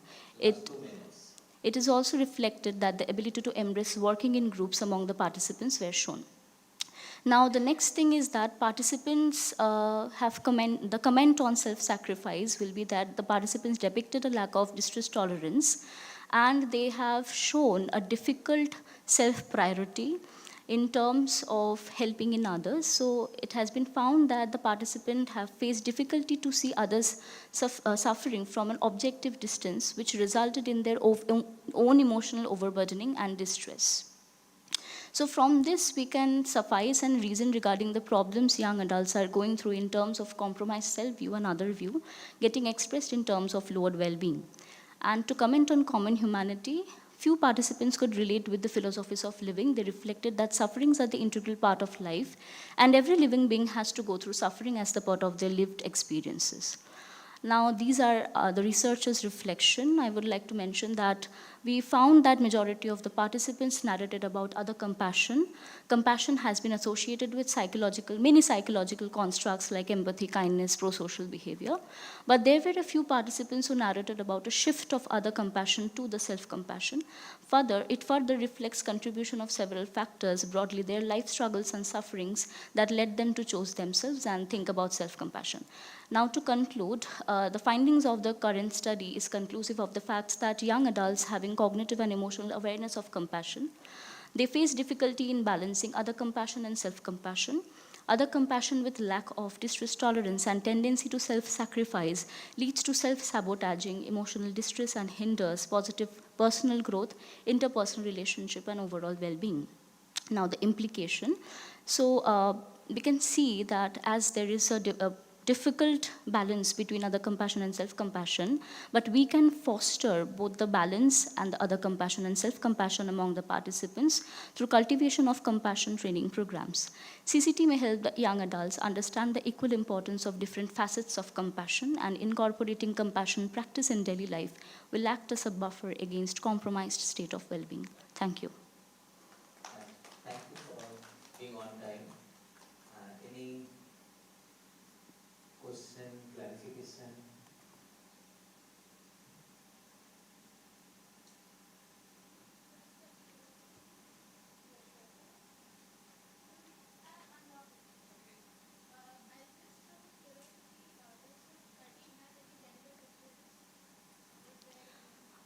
Basically, our objective of the study was not to find out any gender difference in terms of compassion. It was a qualitative study, and we were more of, curious to know that how the young adults perceive compassion. Thank you. Yeah, probably she wanted to ask about like the distribution of the sample that you had, whether it's majority female or equal.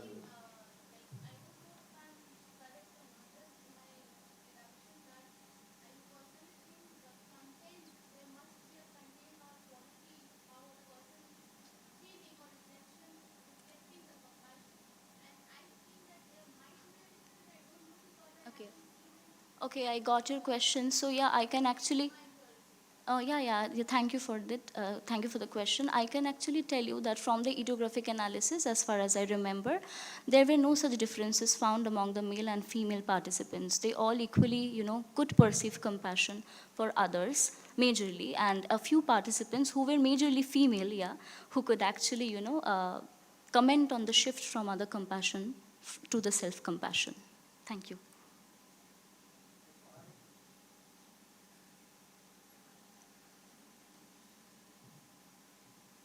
Could you please elaborate your data collection method? You mentioned that it was Yes. narrative analysis. Was that life history interview or any other kind of? And another question is how did you reflected in your coding that not reflected, it was in your coding table, the self-reflexive journey of the researcher. How did you incorporate it in your coding process? Thank you.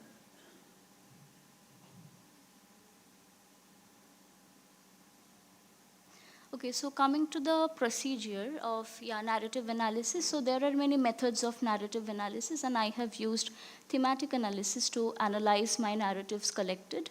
And I have used the method given by Brown and Clark. First of all, my transcription level was selected to be exact verbatim, and from them the initial coding were collected. From the initial coding, the emerging themes were identified. After that, the emerging themes were converged together to, rise above the, to understand the sub-themes. And the sub-themes were amalgamated together to understand the core essence, and then accordingly the themes were found.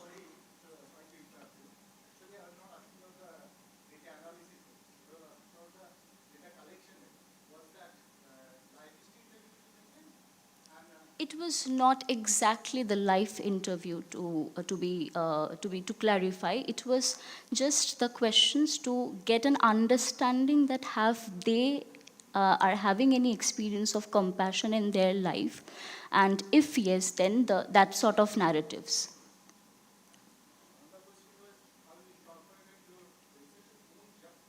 Yeah, basically, for the reflexivity part, we have 3 authors, and we have rigorously worked on that so that the reflexivity is maintained in this research. Okay, thank you. I'm just having one question. Yes. Oh.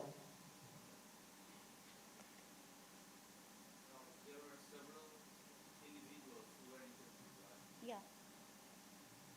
I guess you interviewed several individuals. Now, I'm just curious, did they mean the same thing or more or less the same thing by the word compassion? Was it explained to them that this is what we mean by compassion?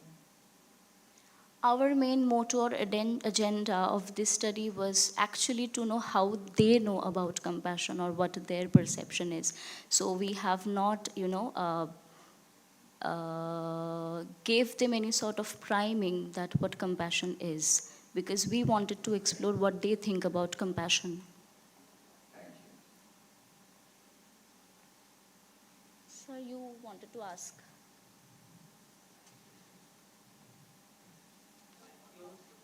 Uh,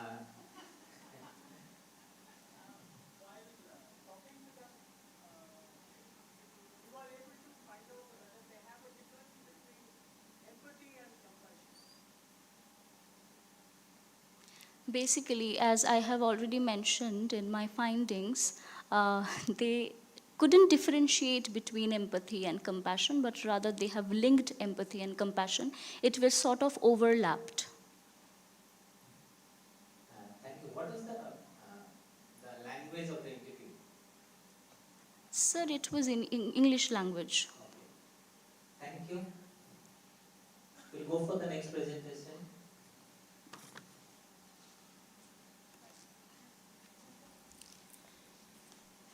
So we'll continue with our next presentation, that is on the topic Reconstructing Traditional Psychosis, Peace as a Route to the Administration of Schizophrenia. It will be presented by Chirantani Mukhopadhyay, postgraduate student, Department of Psychology, West Bengal State University. Thank you.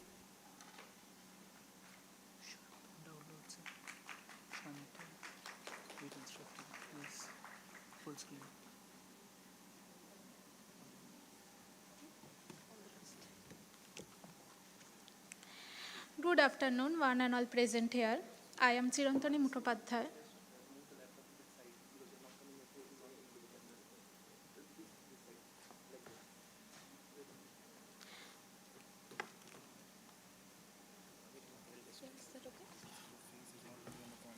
Okay.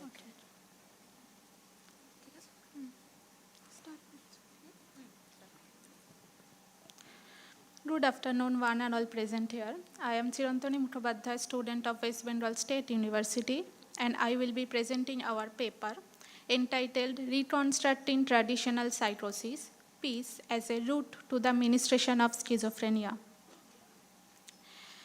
Whenever we think about the term psychosis, the spontaneous thought first comes into our mind is that the person loses contact with reality and are busy in their own world. Traditional approaches for treating schizophrenia has often been focused on medication and psychotherapy to forcefully bring them into our reality.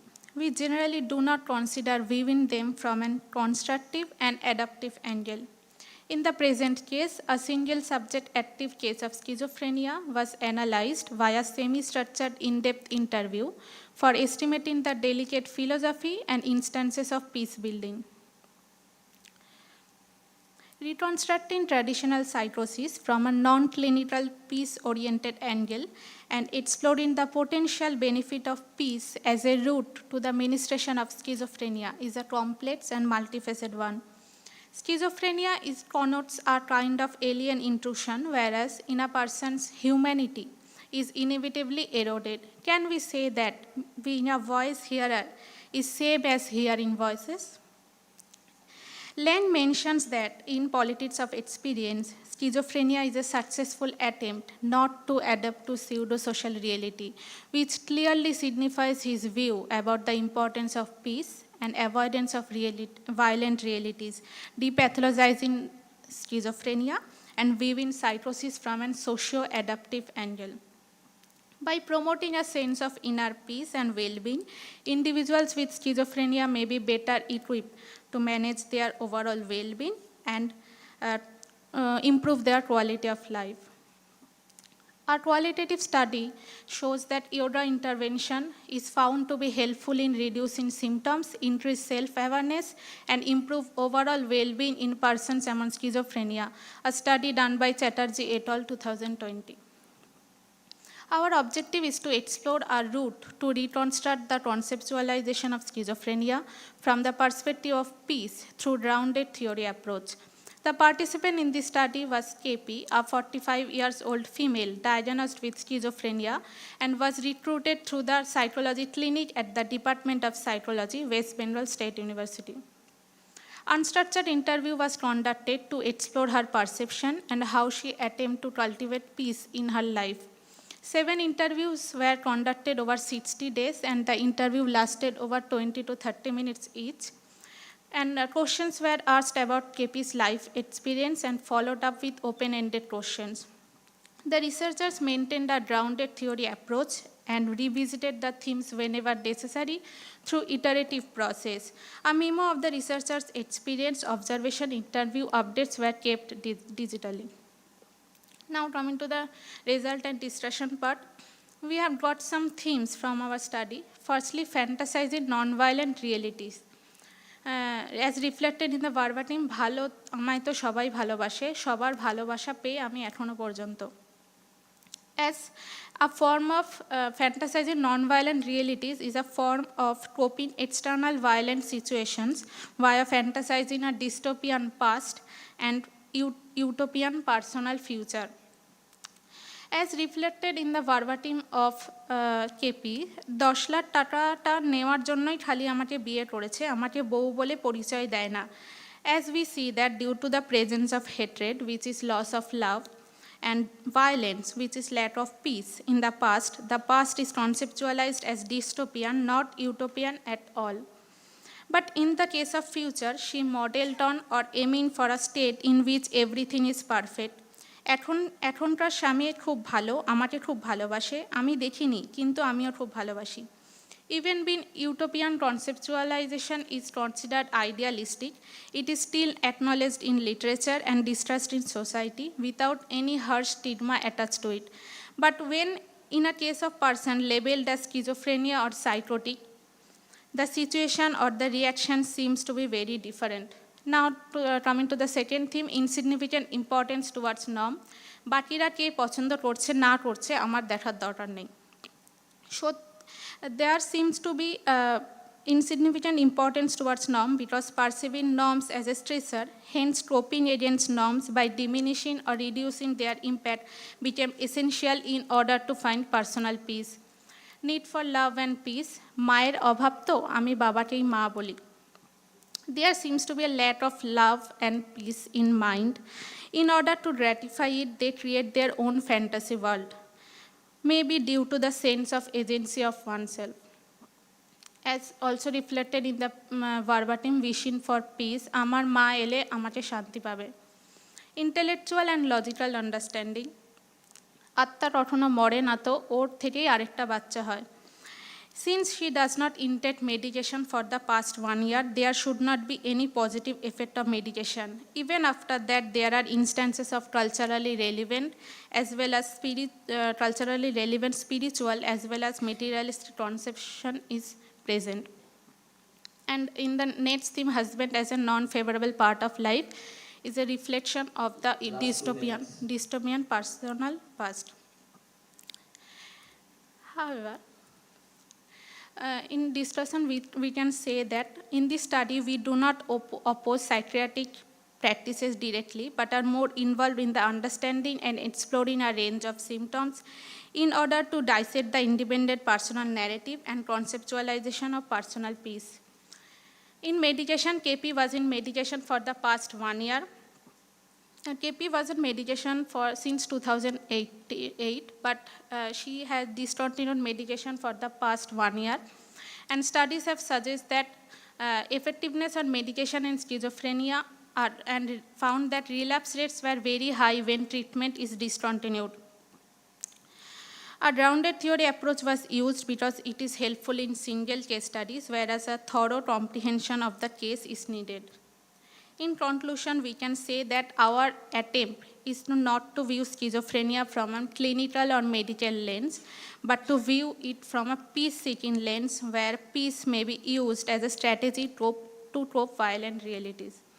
In limitation, we can say that the use of single case design limits the generalizability of the findings, and the use of unstructured interview may have limited the depth of exploration of certain other themes. Finally, the reliance on KP's self-reported experiences may be subjected to bias. Thank you. Thank you. Thank you. Time. Anybody want to ask anything?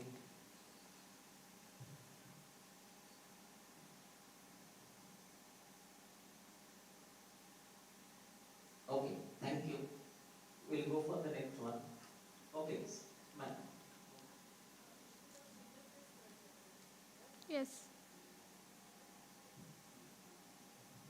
চিন্তনের ছোট্ট suggestion আছে, সেটা হচ্ছে যে ওই data টেবিলে বাংলাটা বাংলায় type করো, এসএমএস ল্যাঙ্গুয়েজে করো না। ঠিক আছে?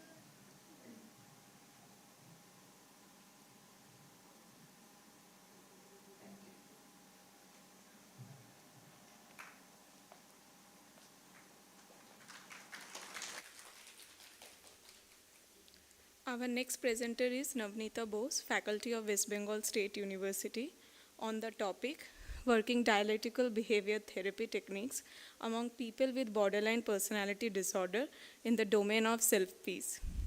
All the best, ma'am.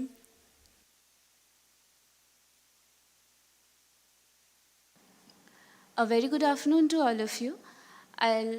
The topic for my presentation is working with dialectical behavior therapy techniques among people with borderline personality disorder in the domain of self-peace.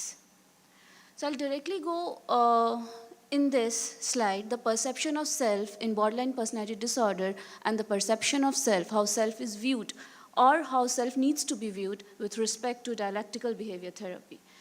In BPD, it is instability with self-image, and in DBT, it is radical acceptance of not only self-image, but the entire construct. Black and white thinking here, and to take the middle path, to take the gray path. Not good enough, here, self-compassionate.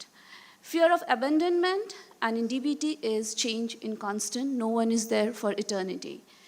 Impulsiveness, here, learning ways to delay impulsiveness. Self-victimization in BPD and in DBT, balanced view of the context. So the literature have been providing with numerous studies that said that yes, DBT is being helpful in dealing with impulse control and borderline personality disorder. The procedure that I followed is there were self-referrals and psychiatric referrals. 7 females with the diagnosis of borderline personality disorder were included. In the first few sessions, case history were taken along with the assessment. Assessment included BDI for depression, Beck Depression Inventory, Temperament and Character Inventory for personality, International Personality Disorder Examination for diagnosis, and Thematic Apperception for the needs and dynamic conflicts and areas. Then after that, psychoeducation, few sessions were devoted to psychoeducations and discussion of goals, the short-term and the long-term goals.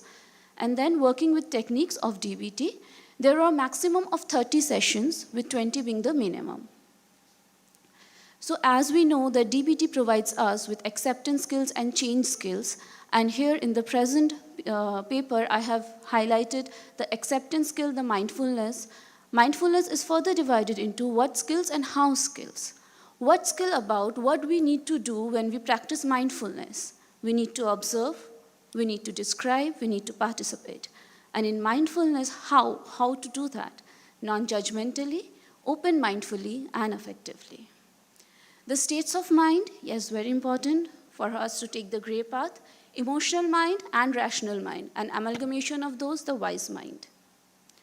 So there were specific activities that were asked, that the patients were asked to practice, such as for mindfulness, walking down the spiral staircase, attending to the breath coming in, and asking a wise mind question to self, practicing loving kindness, which was very important because most of their verbatim, when they initially came, was focused on how they see themselves in the black area, not the white area. Ami eta korechi, ami kharap, amar shatei hoy, I do not deserve good things. So that compassionate, practicing loving kindness towards self had a very positive effect on them. Compassionate touch and statements were practiced in that domain. They were setting up wallpapers with mindfulness quotes. One routine mindful activity, focusing on what is needed to be done than what should be done. Just at this moment, one at a time, focusing, practicing effectiveness over being right. I have to be right here. I know I was right here, rather than, okay, what you need to do to be effective rather than being right. Self-denial and self-indulgence, taking the middle part, sometimes self-denial and indulgence, and how to do that effectively. So in the results and outcomes, I have used the verbatim of the people, and I know, sir, I'm sorry for using the SMS language for the Bengali dialogues. So the domains came out to be reduced suffering. আমি এখন আমার এক্সপেকটেশনকে fact base রাখার চেষ্টা করছি। Decrease reactivity. Us then, I could stop myself from reacting aggressively. I had the tendency that I needed to act, but us then मैं खुद को रोक पाई थी. The relatives also informed her DSA, deliberate self-harm, did reduce. Increased sense of personal validity. Jab he was insulting me, it affected me less, as I was observing where it is coming from. I decided to use wise mind. And this one thing I think is the most important, one of the most important, I could say no to myself. When I was, let's say, abusing myself, blaming myself, I could say, no, you are not like this. Increased ability to focus. আমি অনেক দিন পর আর্টওয়ার্কটা complete করতে পারলাম। কাল আমি আমার পয়েন্টটা না চিল্লিয়ে রাখতে পারলাম। আমার চিল্লানোর দরকার পড়লো না, it didn't feel threatened. More compassionate to self, I have reduced self-blaming. আমি এটা ভাববার চেষ্টা করি যে it is not directed towards me. আমি আবার ডান্সটা শুরু করলাম, নিজেকে ভালো রাখার চেষ্টা। So by discussion, I will focus on that peacefulness is more attained by understanding and accepting the concept that, yes, I have issues, I have difficult emotions. And how to deal with, I need to learn. There is no denial of that. If I say, no war is going on, I'm perfectly comfortable with myself. When you go outside of your house, you see a war, how to deal with that? So the denial doesn't work. I accept and I move on with working on this. And if I instill peace in myself, it will be reflected to my near and dear ones and the outsider. So it creates ripple effect. 6 minutes. Yes, sir. So as we can see, individual and collective levels of peace are deeply interconnected. In BPD, the personal peacefulness is challenged. Why? Because there is unmet needs of love and belongingness. And it is the core area. So by being mindful, by taking a step back, by understanding what is causing me pain, what I need to do better, rather than, just to be, এখন এটাই মনে হচ্ছে, I need to do this. Let's take a step back, let's think about it, how it's going to help me. I am having this thought that I am feeling bad. So how to work with that? And in doing so, learning to make peace with self spreads to our near and dear ones, instilling a sense of overall peace. And you can never, as Nelson Mandela said, and very truly it goes with the presentation and the overall theme, you can never have an impact on society if you have not changed yourself. So the personal peace is related to overall peace. And like any other study, my study is also based, there are limitations. Lack of regular objective assessments at regular intervals. There were no group works, but in DBT there are group works, but I couldn't provide them with the group works. The number of sessions were not same for every patient. As I already mentioned, the least was 20, maximum was 30. And I have been working with these ladies for past 1.5 years. And yes, there were times when it was difficult to take the therapy ahead because suddenly something came up, they were feeling vulnerable. They took the entire session to ventilate and I had to provide that time to them. These were the references I used. Thank you so much.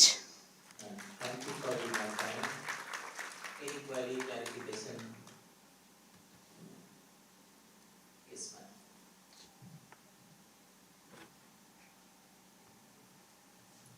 Hello, thank you, ma'am, for the wonderful presentation. Thank you. DBT being one of my very favorite therapeutic stance that I take. I would like to ask, what was the method you used Method for? method for this particular study? Actually, these were the referrals. They came to me. I have my clinic. I'm a clinical psychologist. So they came to me. So were they case studies? Yes, they were like live streams taken and the sessions. Yeah, the sessions were not recorded, but the verbatims that stayed with me, I used them. Okay, so can I say that this study was an outcome research? You can say that. Okay. You can So say. if it is an outcome research, I would like to know about the processes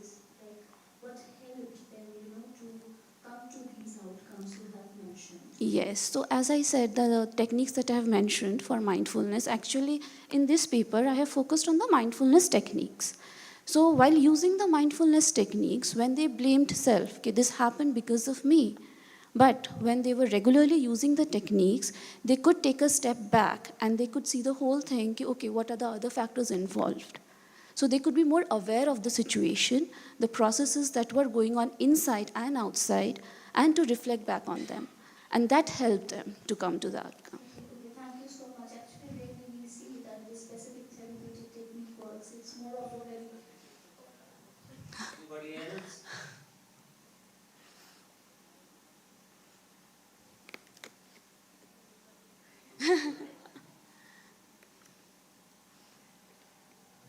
Hello, lovely Lady. I'm Yes, Madhurima. yes, Madhurima. I wanted to ask you, when you are incorporating dialectical behavioral therapy, especially in the domain of self-peace, you were also talking about a few challenges that you faced. Yes, yes. Can you enumerate a few challenges when you were incorporating techniques of mindfulness, or specifically the techniques which are used in DBT to incorporate self-peace? What are the other challenges and how did you deal with it? If in short you can enumerate? Yes, I'll try to do that very shortly. So yes, there were difficulties, but not like every difficulty was not because some mindfulness technique was used and it came up. But yes, sometimes it was they were trying to be mindful and that reminded of their traumas and difficulties, and they said, "Ma'am, ami parchi na, ami eta korte parchi na." Then we discussed upon that. Okay, what is there? What is going on in your mind? Let's discuss that. Let's focus on it this time. So one thing at a time. So I use that in those moments mostly.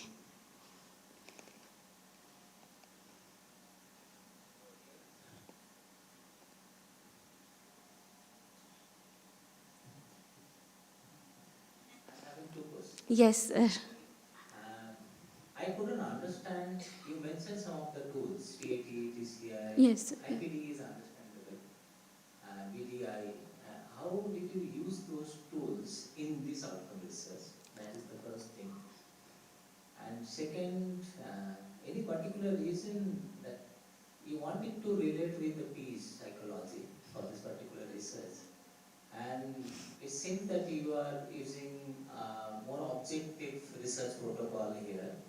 Did you use any tool that will be helpful to identify the peace psychological aspect? No, sir. For the second question, I did not use any such tool, but yes, when they were discussing the things, the self component came up many times. And I was reading, I thought that I could reflect on the peace psychology and the self within, peace within. So that's why I thought I could present it here. And with the first question of yours, the assessment tools, sir, yes, for thematic apperception test, that was not required for this paper, but when I work with patients, it helps me to know what are the prime needs for them and how they see. So that's why I have used them. It creates an expectation. Probably we will talk about it. Okay, thank you. Thank you. Next. So next we have online presentations. So the offline presentations are over. There are 2 online presentations.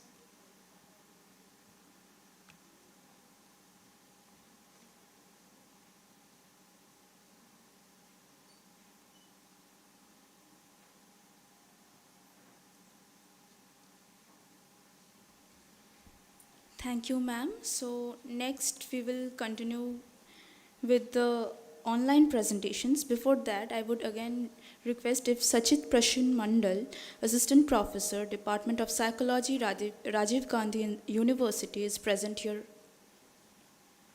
If he is present, please report to the stage. Okay, so further we'll continue with the online presentations, starting with the topic storytelling, a marker of altruistic individuation in the adolescents and emerging adults of Kolkata, presented by Nabamita Chakravarti, Assistant Professor, Department of Psychology, Gokhale Memorial Girls College, University of Calcutta.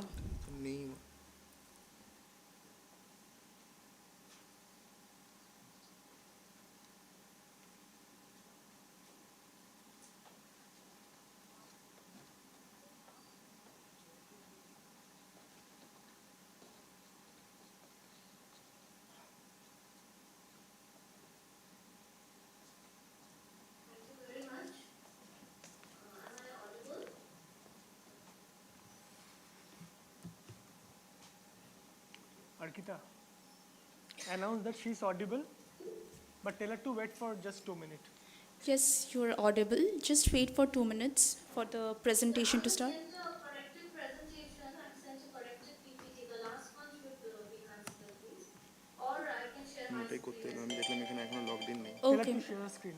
Then please share your screen. Please share your screen. Yeah.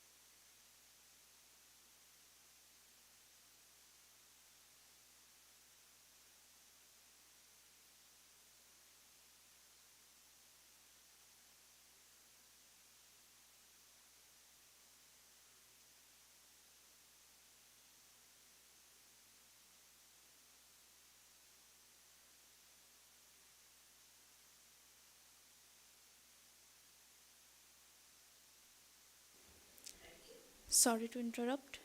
Have you concluded your presentation?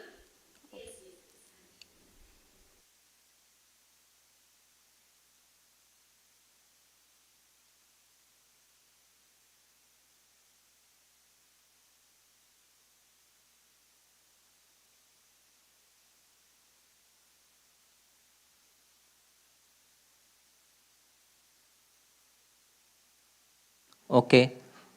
Thank you, Navamita. Thank you very much, sir. Yes. We'll go for the next presenter.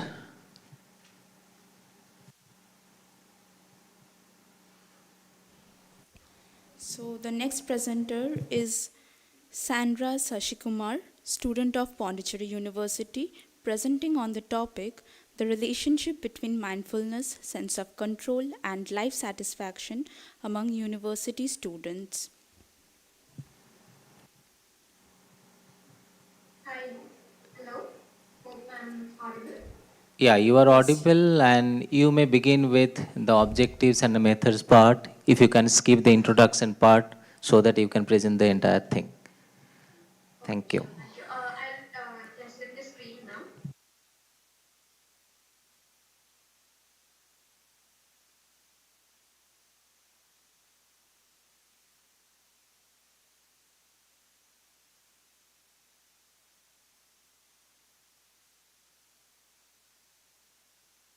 Presentation is visible. Yes, it is visible. You can start. Okay. So today I'll be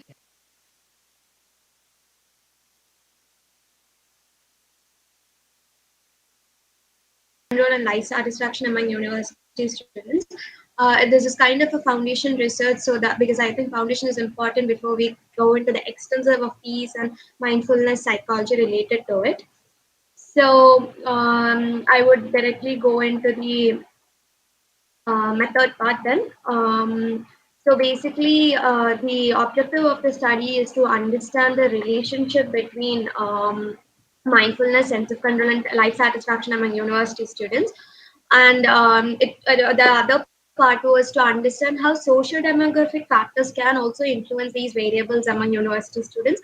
And finally, to understand whether sense of control and mindfulness can predict life satisfaction among students.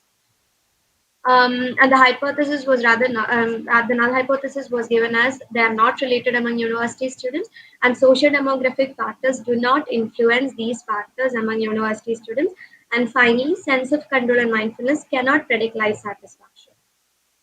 In terms of operational definitions, one I used in the study was mindfulness refers to a form of consciousness described as an open and receptive awareness and attention that is characterized by a sharp awareness of the current moment. Life satisfaction, as given by Pavot in 2014, is a rather a cognitive assessment of one's overall level of satisfaction with their past, present, and future. And finally, sense of control is one's perception or ability to influence their surrounding and elicit the intended outcome. And in terms of procedure, the study was conducted among 100 students. It was conducted in person after providing informed consent.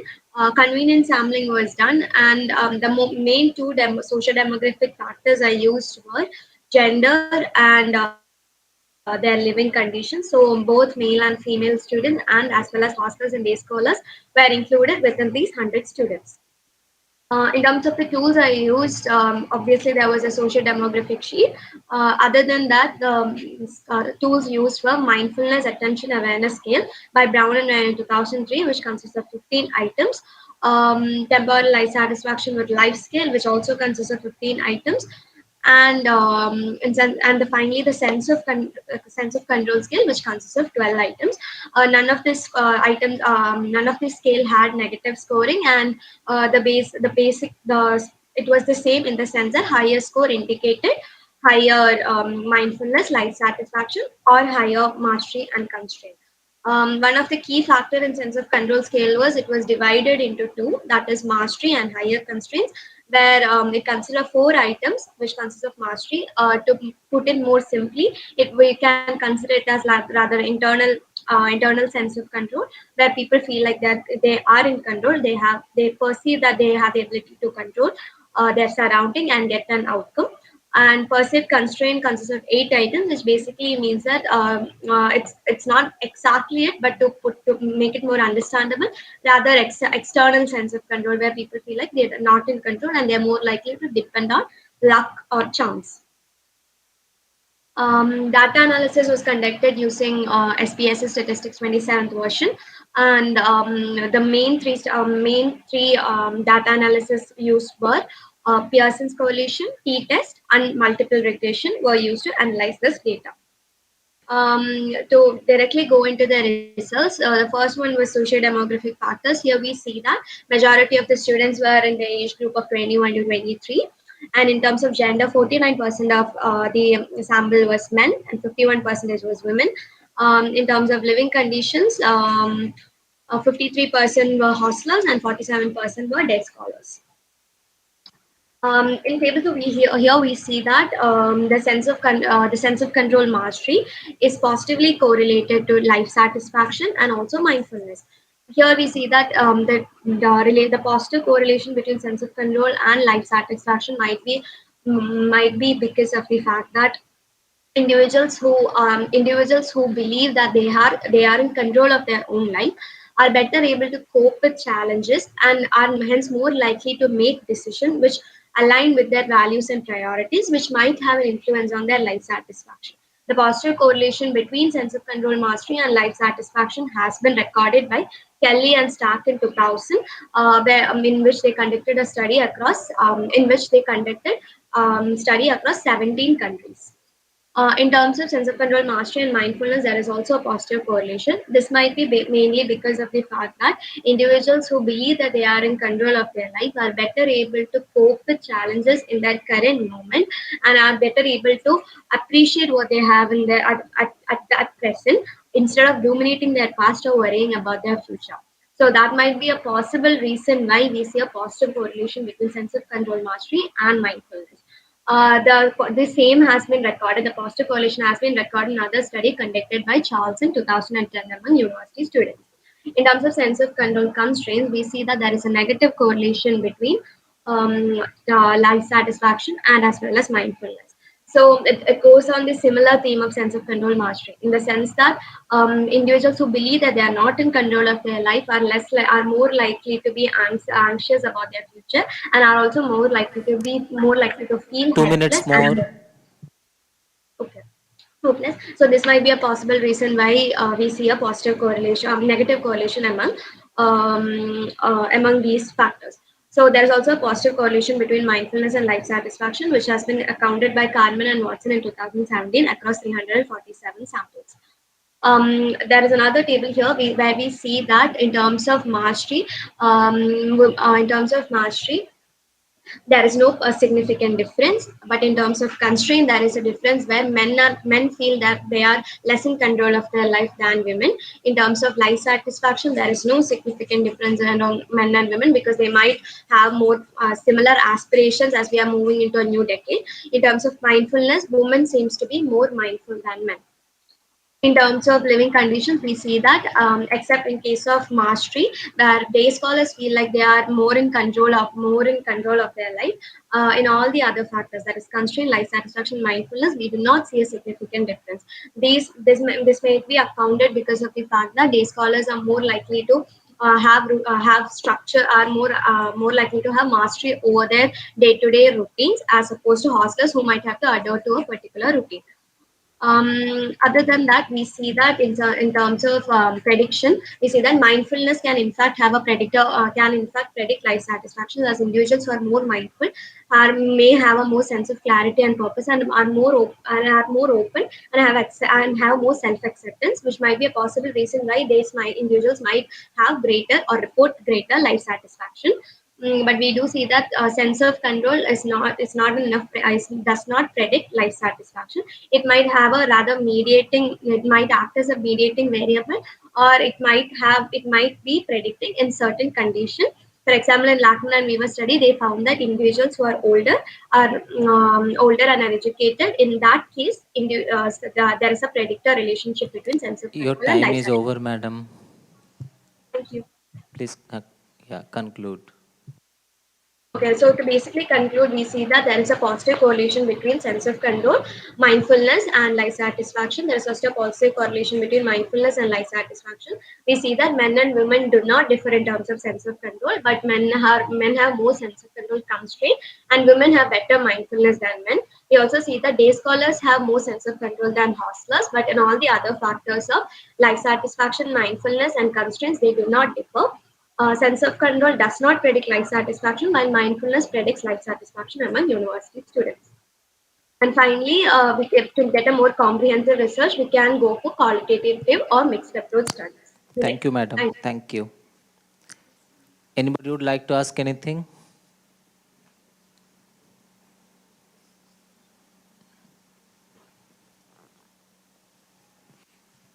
If there is no question, then we'll go for the next presentation. Thank you.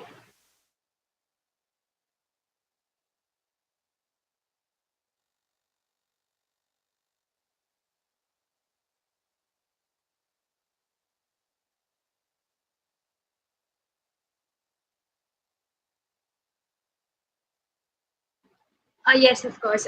So basically, in like I myself am a university student and see that there is a when we are transitioning into adulthood, there is a rather a difficult phase where we are constantly overwhelmed with information from all aspects of our life, and as a result, personally, I had observed that there is less life satisfaction among university students as they find it difficult to transition into adulthood from their young age, and it might be difficult for individuals to be mindful during these circumstances, and also they might feel like they are not in complete control of their life. So I wanted to see whether if we find whether there is any relationship between mindfulness and their perceived ability of control, and provide proper intervention study, which can also be done as a future study, can improve life satisfaction as a whole. Moreover, there were no studies in India to see whether these three variables have connection with one Thank another. you. Thank you. Thank you so much. Okay, we shall move on.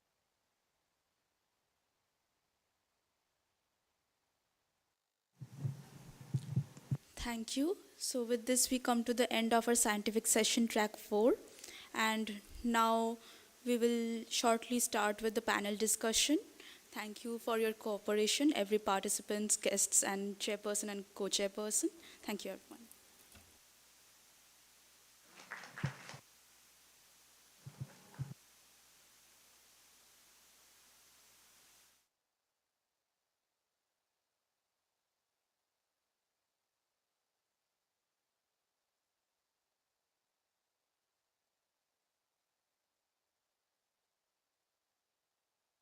It's nice to see that many new areas of research are being conceptualized nowadays. And if you look at the history of psychology says that the peace had a great role in the development of psychology. Each and every time there was some war like situation, there was a surge of psychological growth. So it is nice to look, all the papers had been very well thought-provoking. Some of the papers, I personally believe that probably would have been better as a symposium where 20 to 30 minutes time, particularly Madam Banu was presenting one paper, probably instead of a scientific paper presentation, a symposium would be great. I'm having some suggestions from as a chairperson. One particular suggestion is some of you beautifully presented, tried to keep the time frame in mind, and the slides had been quite visible. But some of your presentation, the slides were not that visible. That in a scientific program, mostly students, so probably I'm having some right to say about it. So whenever you are presenting any conferences, how you are presenting the slide, better to go for more neutral color, first of all, rather than using lots of color. That can cause distraction. That will eat some of the space of your slide. Second, not to use screenshot even when you are presenting your table. Draw the table there. Don't take a screenshot and paste it because the resolution of screenshots are already low. It will not be visible to the crowd. Third one is how many sentences one particular slide can accommodate. It is not more than 12. But sometimes we see 15, sometimes we see 20. Then the audience cannot see it, cannot read it. The purpose of the slide then becomes obsolete. Sometimes some of you have used font size 8, 9, 10, 11, 12 to accommodate. No, there is no restriction that you need to finish your presentation within 10 slides. You can go, break it up, and you can extend to 12 slides, but make it more visible. So font size should not be less than 24 in New Times Roman. So these are some of the basic technical aspects that we need to keep focus on. And none of you have used any transition, but you see that many people use a lot of transition that takes some time. So try to avoid the transition. Otherwise, the papers are being quite thought-provoking, and probably some of the discussions can be taken place during the refreshment period. Dr. Urbi, if you want to say something. Nothing more to add. It's my privilege to co-chair the session with my teacher, Sir. So, Sir has already highlighted the major technical aspects of the presentations. Yes, all the papers were really very thought-provoking, and I think these are basically the impetus for further researches as well. Whatever papers have been presented here, as well as the findings, are very interesting, so that all my best wishes to all the go forward with your researches and for the potentials for their publication. Thank you so much.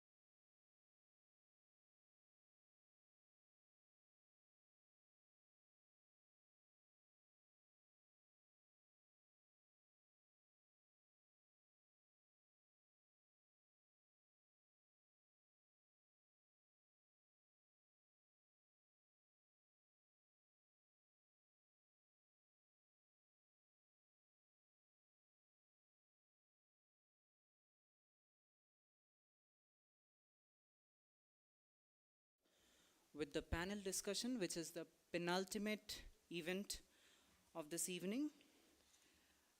So all that we were discussing all around the day was peace.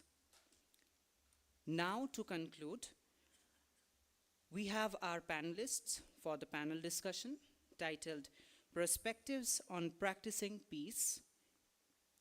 We have with us Professor Shukhendu Shamajdar, Professor and Director, McCourt.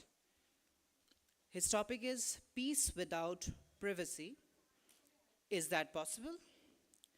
We have Dr. Tirthankar Dasgupta, Consultant Neuropsychiatrist, Moneralo. He has his topic, Conflict and Violence, Viewed Through the Lens of Evolutionary Neuroscience. We have Dr. Ujjoini Srimani, MD Psychiatry. She has a topic, Seeking Inner Peace, Finding Answers in Buddha's Teachings. We have Shumit Datta, who is from International Institute of Peace and Development Studies, Bangkok, Thailand. His topic is peace building. And last but not the least, Dr. Amitabh Sengupta, guest faculty WebSU, who will be speaking on peace ecology and emerging paradigm. So I will like to warmly welcome all our panelists here for the panel discussion to begin. Thank you.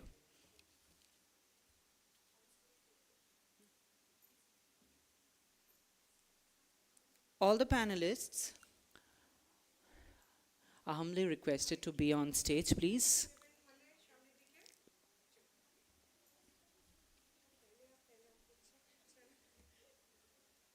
Professor Shukhendu Shamazdar, Dr. Tirthankar Dasgupta, Dr. Ujjaini Shrimani, Sumit Datta, and Dr. Amitabh Sengupta. Please be seated.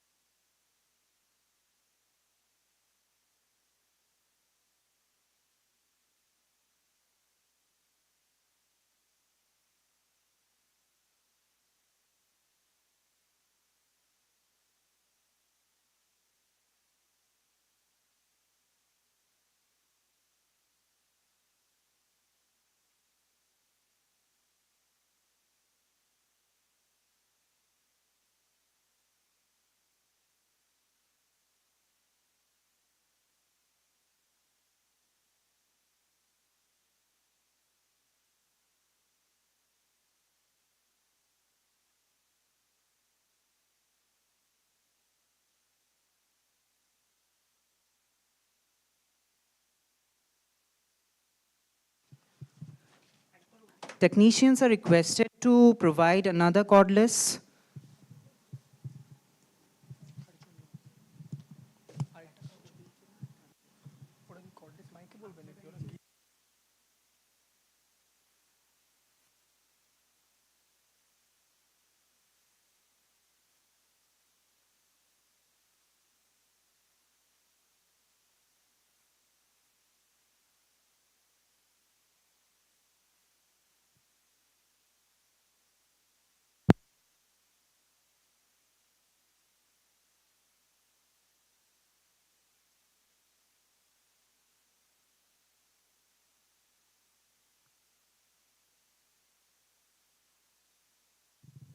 Hello.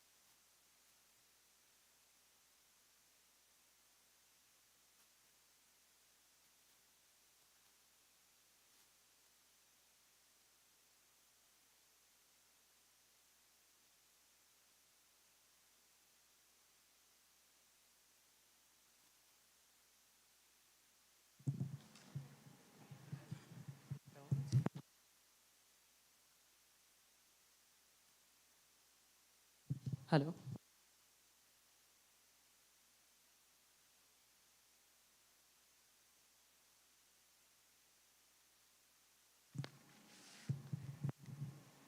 A very warm welcome to all the panelists here. Just as a reminder, this panel discussion is based on the perspectives on practicing peace.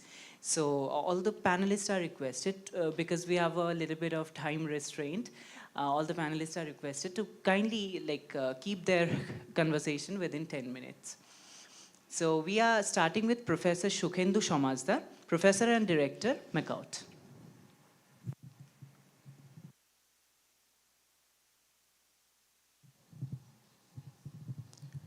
Organizers,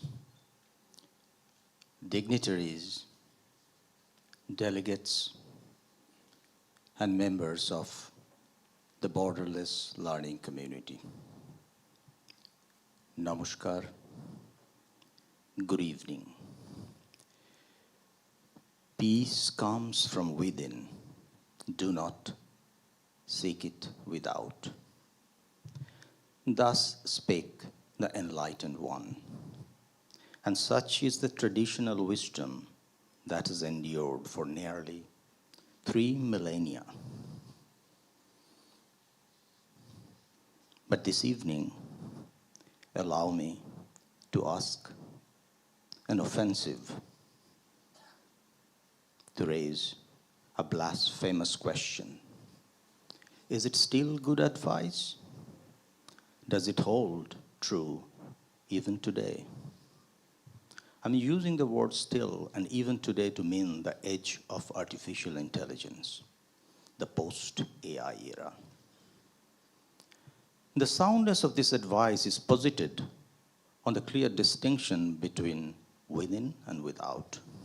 It presumes that the within is impregnably insulated from the without.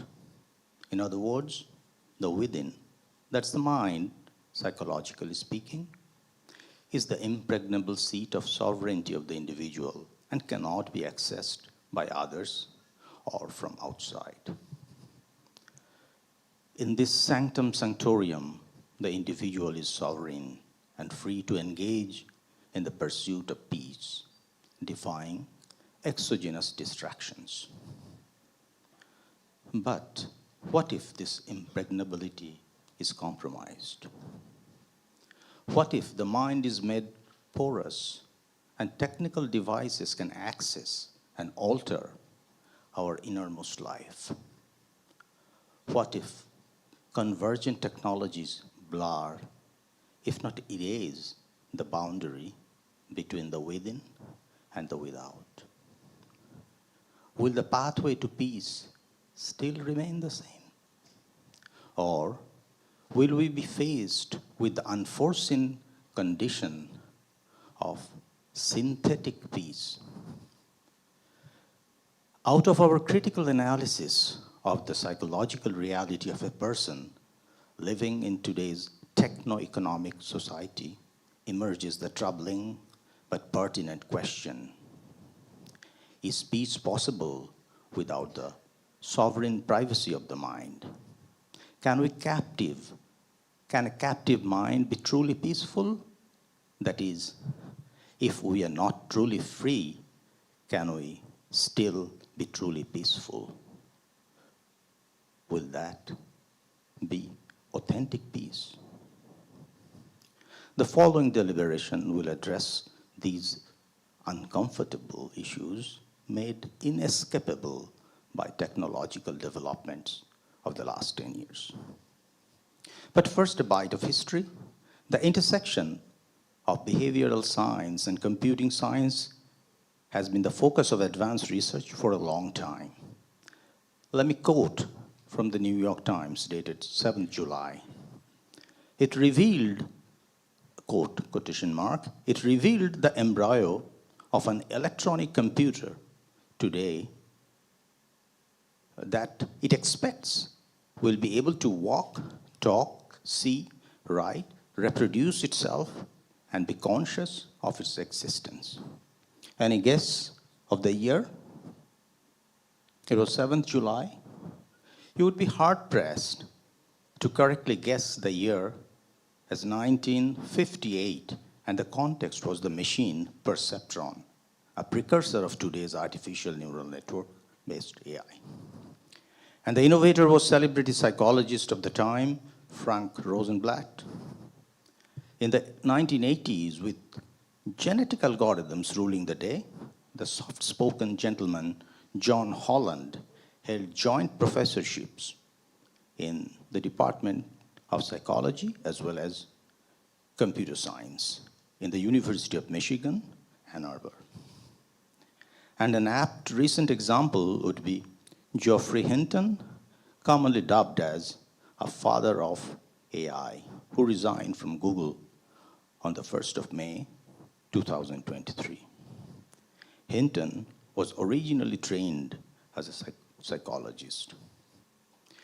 So we see that the relationship between psychology and technology has lasted longer than many marriages. The outline of my deliberation is premised on the fact that the seat of our sovereignty is our mind. As poignantly illustrated by Viktor Frankl, man's search for meaning culminates in freedom and the independent will.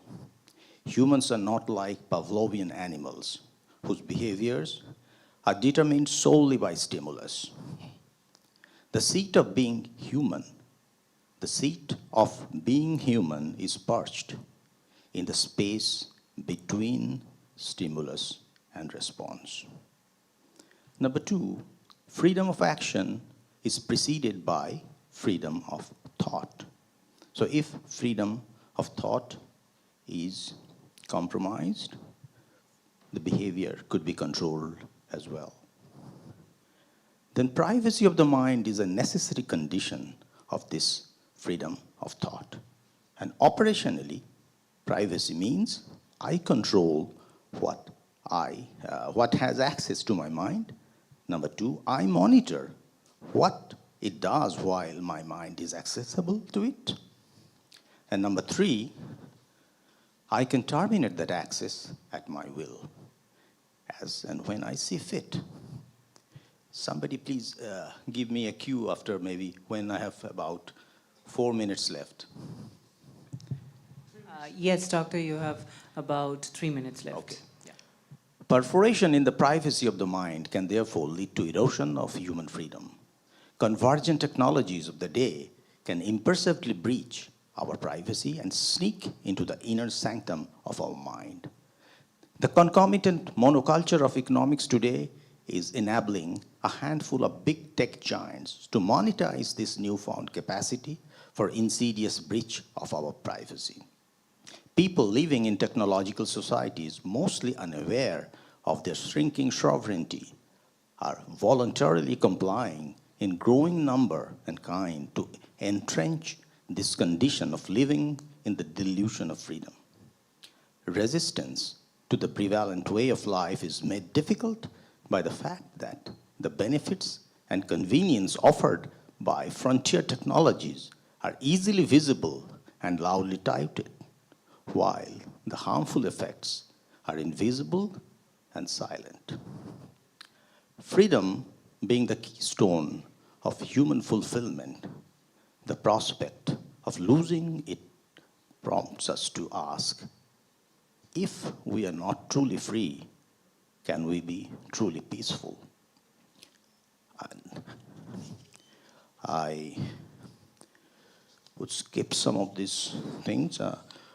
Just a few psychological tricks or instruments that are actually deployed to this end of compromising our freedom, mental freedom of sort, is ideological devaluation of suffering and struggle, deification of convenience and consumption, promoting the tyranny of exceptionalism and entitlement, manufacturing and manipulating desires that we think of as our own, predicting and promoting our behavior in insidious manners, cyber pollution, that is, proliferating the cyberspace with deliberately designed, digitally addictive activities harmful for human health, configuring parameters of the social media so as to fan the fear of missing out, foster paranoia, and amplify anxiety. Populating the online environment with ads and activities designed to manipulate indiscriminately the level of potent neurochemicals like dopamine in our brains. Hitherto, psychology has been concerned mostly, if not solely, with human-to-human relationships. Henceforth, a major paradigm shift is in order in the discipline of psychology to address human-to-machine relationships. The recent case of the Belgian suicide makes this concern real, and there was an ominous premonition in the movie, Her. So, if I may get just another minute. We conclude Yes, that sir. technology has solved old physical problems while giving us new psychological ones. For the first time in history, technological convergence has now acquired the power of annihilating our privacy. Advancement in neurobiotechnology, complemented by accelerating computing power and big data, has yielded the ability to hack humans. We demonstrate this ability with the help of a case study. In this case, the giant US retailer Target set in the year 2012 its machine learning system operating on top of an enormous integrated database acquires the uncanny ability to successfully predict pregnancy, a particularly private condition of a teenager solely based from her shopping data, well before her parents got a hunch. We argue that advancement and proliferation of information technology entail that we give, by means of our personal and behavioral data, more and more access to our mind to outside agencies. In other words, we keep on losing our privacy, much, if not all of it, somewhat voluntarily. This erosion of privacy compromises our sovereignty over our own mind and renders us vulnerable to exogenous manipulation without our realizing so. We further argue that it is not technology per se, but the techno-economic complex which is undermining our cognitive and affective liberties. We conclude with the encouragement of the emerging idea of the right to cognitive liberty and actions underway to resist the surrender of our psychological sovereignty. Thank you. Thanks a lot, Professor Shomazdar. That was a wonderful talk on privacy. Rather, privacy as an agency. Like, breaking privacy is actually linked to violence, as we all know. So violence including cyber violence, including cyberbullying, as you said, negative cyber activities. So I would like to know that what is Dr. Tirthankar Dasgupta's opinion on this? Because he's talking on through the lens of evolutionary neuroscience. What do you have to say? What is the perspective of neuroscience on this fact that humans are not Pavlovian animals? They are something greater than that. And the relation to peace as such.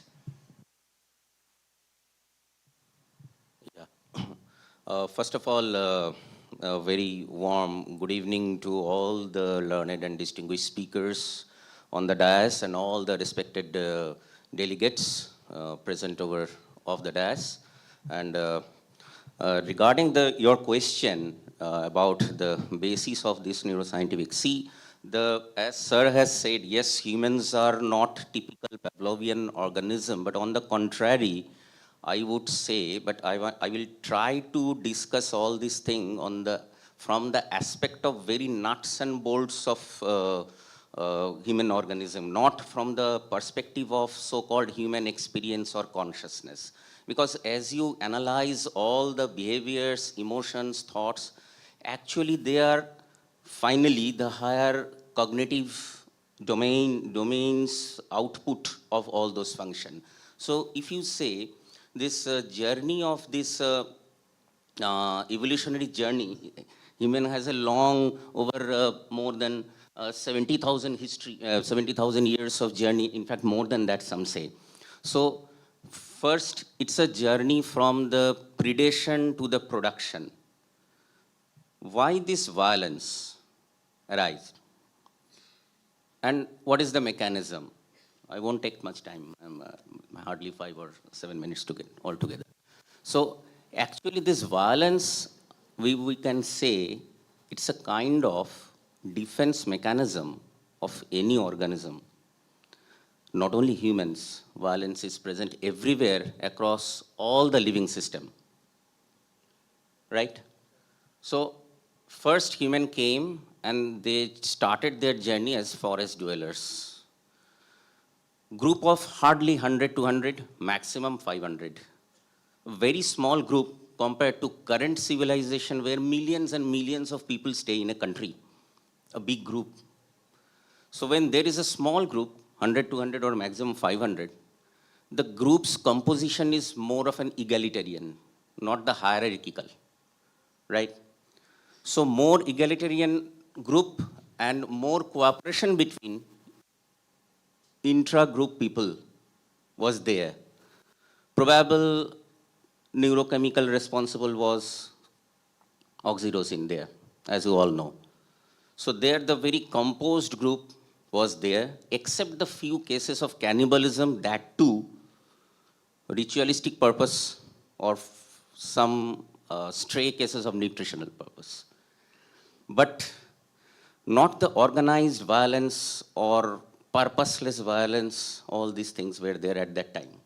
So as they moved from the predation to the production, agricultural revolution came, then the industrial revolution, and as sir was saying that now we are experiencing the age of digital era, digital revolution. So society emerged, more complex society, big group, more organization. For that big group, you need language. Language came. And through that language, there a lot of subgroups emerged. Then human beings experience some kind of threats from the opposite group. So threats means the organism has to be protected. There are two mechanisms of protection, either fight or flight. Either you have to face the threat or you have to fly away from the situation. So how to face? You involve in violence. You involve in a lot of anger outburst or thing. Violence we are talking about, by the term violence, the idea comes to our mind that it should be a group violence, but it's not like that. I will also discuss about the individual violence also, the family, at the level of family, husband, wife, or relationship, lot of issues. So there also violence comes. If you consider that individual level, then you can think about the group level, how it is coming out. So again, that came. So what are the structures, let us see, involved here? Suppose a particular person is faced with another person, will he take that person as an enemy or friend? So a lot of signals are coming from the outside world. Firstly, from the face. I look at the face and I'm trying to think whether he or she is my enemy or my friend. So the area responsible here first is the structure beneath the cerebellum called fusiform face area that detects the pattern of the face and they try to identify what's going on. Again, the area responsible here for the theory of mind, the right temporoparietal junction, that area, that gradually emerged. As more and more complexity came, that area, then the strength of that area becomes strengthened. Right temporoparietal junction, fusiform face area. Now, if I think my theory of mind says that yes, there could be a threat, then immediately unconscious reaction starts in the amygdala.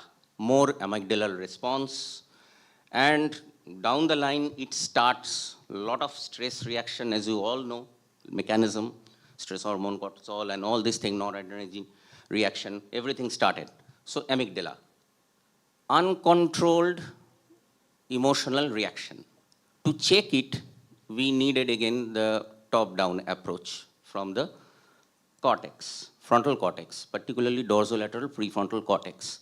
It's just like the brake, amygdala is like accelerator. I'm very simplifying the topic. If you feel that it's oversimplified, then also you let me know, or if it is, okay. Now, dorsolateral prefrontal cortex is actually checking that uncontrolled emotional reaction from the amygdala. Also, there is another aspect which is very important in case of violence is the value system. A particular incidence has taken place in front of me, or I am giving how much of the value to a particular incidence or thought or idea, whatnot. So that value comes from VMPFC, ventromedial prefrontal cortex. That is again the prefrontal cortex area comes from. So firing of that area gives rise to how much of value I am giving to a particular incidence or thought.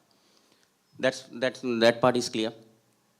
Now, one important part, since afternoon we have been listening some of the fantastic talk of all this peace psychology. First of all, I would congratulate the organizer for selecting this wonderful theme of the conference, self. This topic, self. Self is nothing but mostly they reside on the midline cortical area.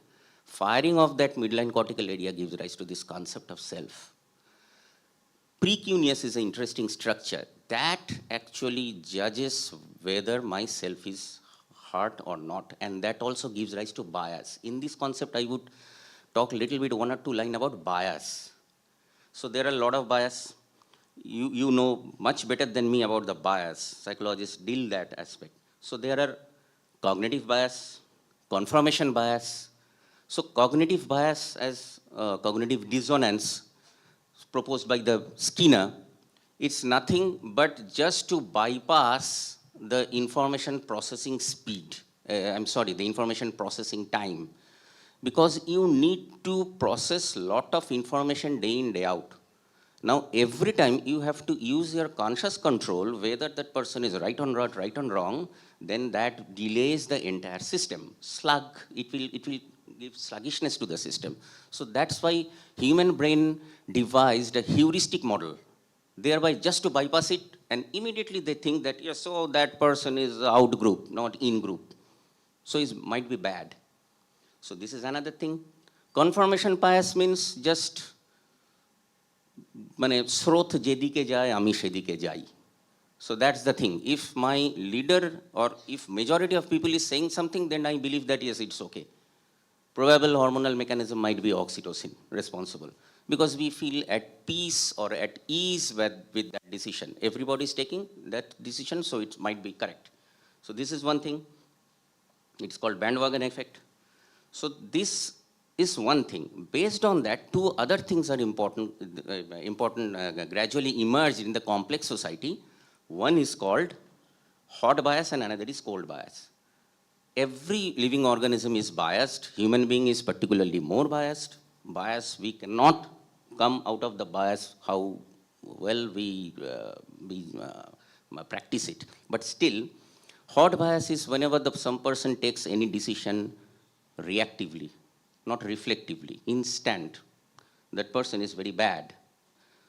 As for example, don't take it offensively. As for example, Pakistani scholar proposes one particular thing. Immediately, we start saying, oh, since he's a Pakistani, so it must be very bad, we don't accept it, reject it. Same particular topic or thing can be proposed by any Indian counterpart or any Western, then we accept it.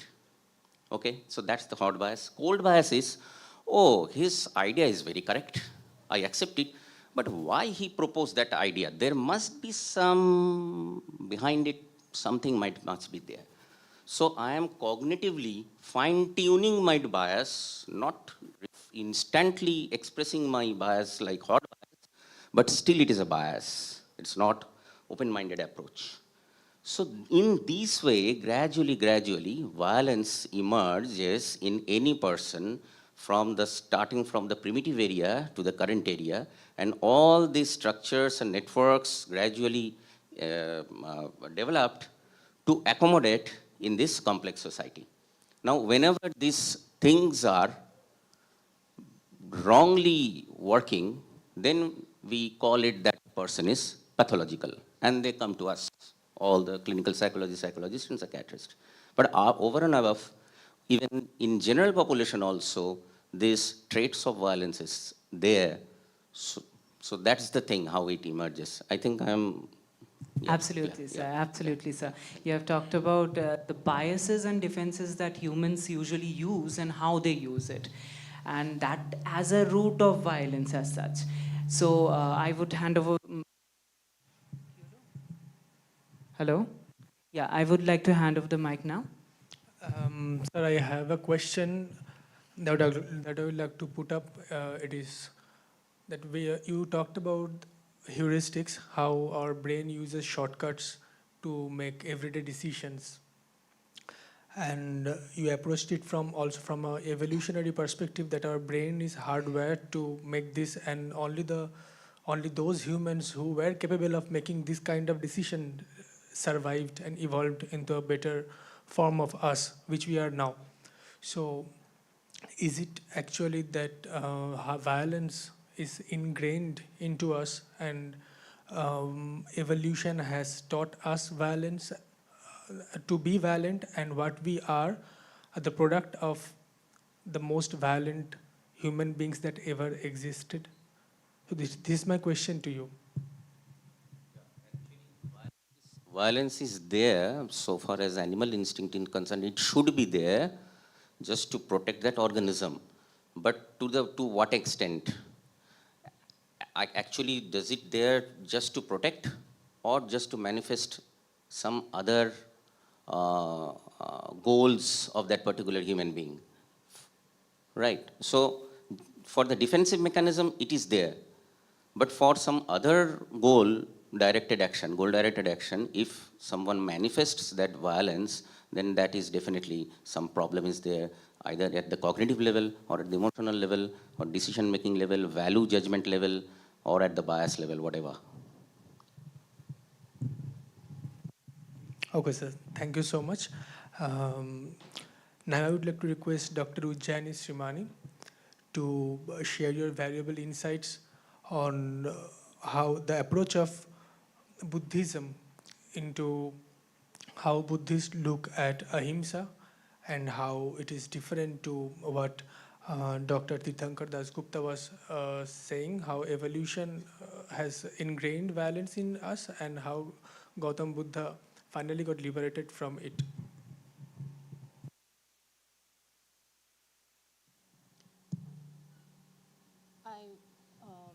I need to keep my hands free. Am I audible? Oh no. I can. Okay, yeah, that's a good idea. I can go there. Yeah.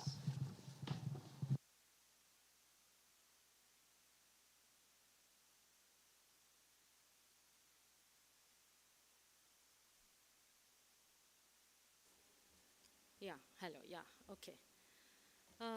Thank you, and I'm really surprised to see so many of you here, mostly young, curious faces, really lovable people, and in your warmth, I'm trying to share some of my personal stories. Before beginning, I would like to say two things. One, that the abstract that you saw in that abstract book under my name, that's Professor Anup Dhaur's abstract. I haven't plagiarized. So, so yeah, that's just a mistake. That's absolutely fine. Okay, thank you so much. And also they have to take ownership of something else. That's the point too. So when Shrimoi first asked me to come and speak, I said, in which capacity? I mean, why do you want me there? Because you may know that I have been a psychiatrist, a narrative therapist as well, but I don't practice anymore. Why that I will come in my narrative actually. So I can't speak from the perspective of a psychiatrist. At the same time, she wanted me to speak about Buddhism, and I am just a beginner student, so I'm not a Buddhist scholar. And here, so many esteemed speakers are here, so I'm very insignificant. Then just to inspire me, Srimoy said, why don't you share your story? I said, okay, so if you want me to share my personal story, that obviously for that you don't need any qualification. You just can come. So I'm just a student, very insignificant. So if there's something that you don't relate to, blame it on them. And if you relate to something, it's your kindness. So like, I'm free anyway. Okay. So with that note, I would like to begin that. So all of us gathered here to learn, to know, and I think also to find peace. We are all always relating ourselves with what we are learning, different perspectives and all. So if I can put it in a very simple words, that deep down, whatever all the beings are doing, they are trying to find happiness and avoid suffering, very simply put. And obviously I also be a very ordinary basic, these are my basic wishes as well. And from the childhood, I would like to share how I really tried to find happiness in the external sources. You may relate to. When I was a child, I thought, if I get good grades in exams, I'll be happy. Exams are over. Irrespective of good or bad, my happiness and peace really didn't change all over. The restlessness continued. I felt if my friends love me, I'll be happy. They loved someday I didn't get that. So, couldn't find that reliable happiness. I thought if I look beautiful and if my skin is fairer, I'll be happy. That obviously didn't happen. And then I thought, when I become famous and when I can speak English, then I'll be happy. Because I was from Barashat, again you can relate to, from a Bangla medium school, and I really felt that speaking English will be a very high achievement. So I thought I'll be happy. And so but that didn't happen. So I continued. You know, the basic wish kept there, it continued, but the objects kept changing. Moreover, I was a queer person, and from the very early childhood, I kept falling in love with women. And that also in a suburb, decades back. Back then, I didn't have the articulation or the understanding. So I never accepted it, I never shared, and kept the pain in my heart, And I wished if I ever find a lover, the hope was really bleak at that point of time, I would certainly be happy. And that should be my ultimate goal of my life. And that also happened at some point of my life. But the inner restlessness continued. Like most students, you have nothing to do, then you study. And I was a rather good student, so I completed MBBS. The inner restlessness continued. I thought if I learned psychiatry, then I would definitely find out what is the reason for my inner restlessness. Why can't I find out the reason? So so in order to learn psychiatry, I did my MD, and then I learned certain clinical conditions, learned about body, brain, neurosciences. Those knowledge helped me to work, to help people with mental illness. That is really significant. But this understanding did not help me to understand my own mind, to heal myself, to understand how my own anger, desires, frustrations operate, and what can I do to change or to transform. So the knowledge was more for others. And apparently, when you are a position of an expertise, you have a lot of responsibility to answer many questions. And in our society, the dominant discourse of biology, the dominant discourse of psychiatry being a medical science over others, you gradually gather the position to answer all the questions, even if you don't have the expertise. So that dissonance continued. And from the very beginning, one question I used to think and ask sometimes, that why should we bother so much about things when everything ends in death? we don't know what happens. Meaningless repetition of studying to earn our livelihood, for some getting married, getting children, be old, die, similar repetition.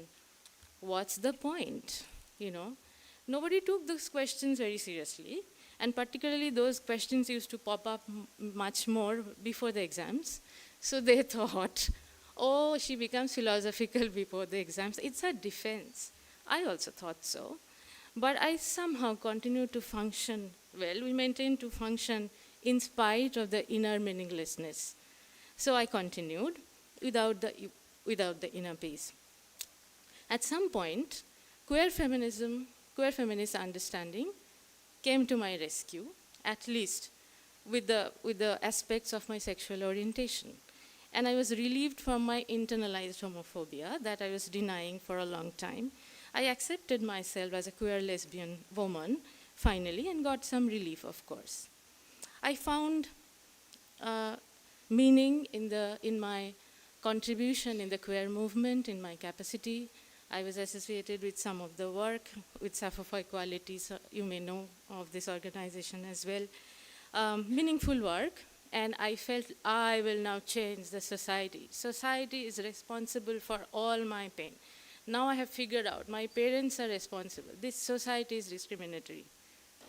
True, the discrimination in the society surely contribute to our pain. But in that process, I found that the sense of anger, hatred, lovelessness, antagonism I was harboring in my mind, and that was taking away my peace. And I was exhausted, right? So when you are so exhausted, what do? You run away. And I got the opportunity. Fortunately, I ran away, right? So I ran away. I was hiding. You know, I went to Delhi for a personal opportunity. And I was in hiding, doing nothing. I thought maybe I'm going into clinical depression because hopelessness, helplessness, meaninglessness, you know, no interest in waking up and looking forward to the life. And I said, maybe I'm going into clinical depression.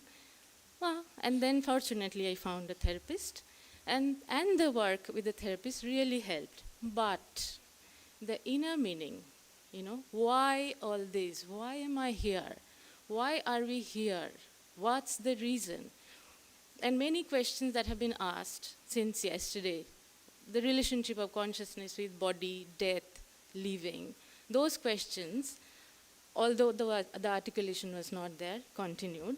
Cutting the story short, so I incidentally got to know about a meditation retreat in the mountains of Himachal, and the retreat was on Introduction to Buddhism. It was an incidental. I saw some people in silence in the beautiful mountain. I felt, wow, why can't I do it? And they said, yeah, you can join a retreat. I said, I will. And I really had the impulse to cut myself from the mobile. They take away your mobile, and for 10 days you are in silence, cut off from the rest of the world. I said, wonderful. So I went into that retreat and got introduced to Buddhism through deeper meditation. First time ever in my life. That was the turning point. So many of the questions, the fragments that I was really trying to gather, Buddhist view had answers to all of it. To my surprise, to all of it. Obviously, I didn't understand all of it in the very first introduction, but the interest was good enough for me to look forward to life. And I kept going to retreat, finding teachers, meaningful books, many authors you have heard also. If you want, I can give you a number of authentic teachers and books are still available, because in this world it's very difficult to differentiate where is corruption behind, which is mixed with wrong views, what is the purpose. So authenticity is very important when you learn something which is very meaningful. And in that search, I'm very fortunate to found authentic teachers, spiritual friends who had similar quest, right? And then it continued, and I found joy in living. I looked forward to know more. And I'm sure you are curious, what were the questions and what were the answers? I think you also have to figure it out for yourself. There is no scope in this talk to elaborate, but it's just a beginning to continue the conversation. So definitely we can continue, and I can give you sources to find out for yourself. But you may ask that what changed?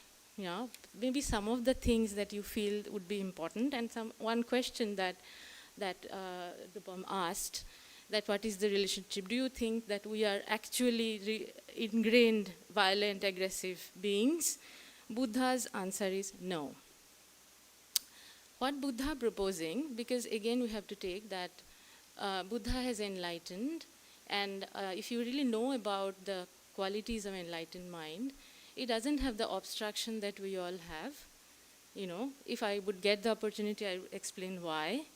And he said, we all have the Buddha potential. The subtlest level of our mind is clarity. It's like sky. And the afflictions, the kleshas, the desirous attachment, our jealousy, our pride, our hatred, our angers, are just dark clouds. We are not those clouds. We are the sky. Or you may use that analogy that we are the mind, the deeper mind is the like ocean. Now it's muddy, mixed with mud, murky water mixed with affliction. You can, through proper training, with guidance, there are many methods of meditation, of ethical living, of practice of concentration with wisdom. Not like just concentration. You have to bring wisdom into it. Then you can remove those afflictions, as Professor Rahul Banerjee was elaborating a little bit today. And then you can realize your Buddha nature, and we all can become Buddhas. You may seem, but it is true, right? Buddha, me, no way. Yeah, it is possible. And with regard to birth and death, I mean, again, do I have time? Actually, the time is over, Okay. but it's Okay. really So interesting. so maybe we can continue. So the point is, the real cause of happiness cannot be from external sources. It's inside, it's inner peace.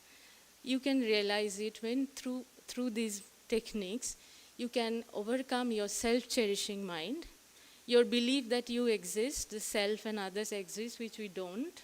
We are empty, shunyata, and the afflictions that you believe you are do not exist. So the inner peace, through that inner peace, you can actually, with your inner peace, you can actually help others to find their meaning. And whenever you do, we need to change external situations. We will talk about ecology, we have talked about violence, war, environmental pollution.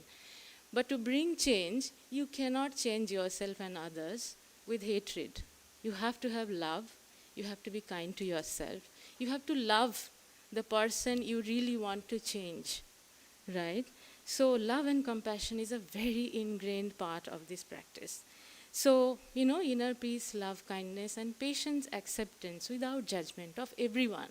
Whether the view is with you, against you, you feel difficult, we are all same in our wish that we all want happiness, we all want suffering, and we all are capable of becoming Buddha.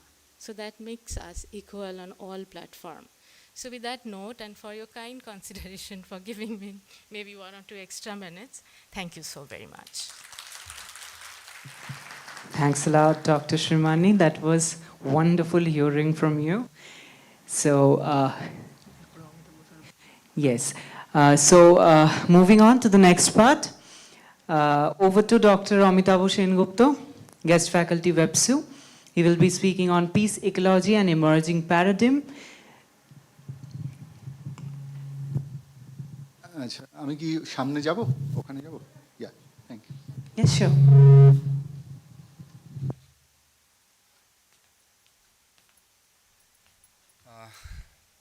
Good evening, everybody, dignitary guests, and my friends, my students, my colleagues. It's my home. With folded hand, I beg your permission that I'll speak in Bengali. I'm taking little bit privilege because it's my home. But last 2 days we are practicing, we are approaching inclusivity. So that doesn't mean that it is not your home. It's also your home. Thank you. আমি বাংলায় বলছি হ্যাঁ আমাদের বাড়িতে সবাই এই অভ্যাসটার মধ্যে দিয়ে গেছেন। মা বলছেন যে, মা বলেন সাধারণত পাশের ঘর থেকে আসার সময় ফ্যান লাইটটা বন্ধ করে এসো। একটু কমে চল বাবু, রোজ বাজার থেকে কেন ওই কালো প্লাস্টিকে মাছ আনিস? একটাই ব্যাগ ব্যবহার করতে পারিস না যেটা ধুয়ে নিলে হয়?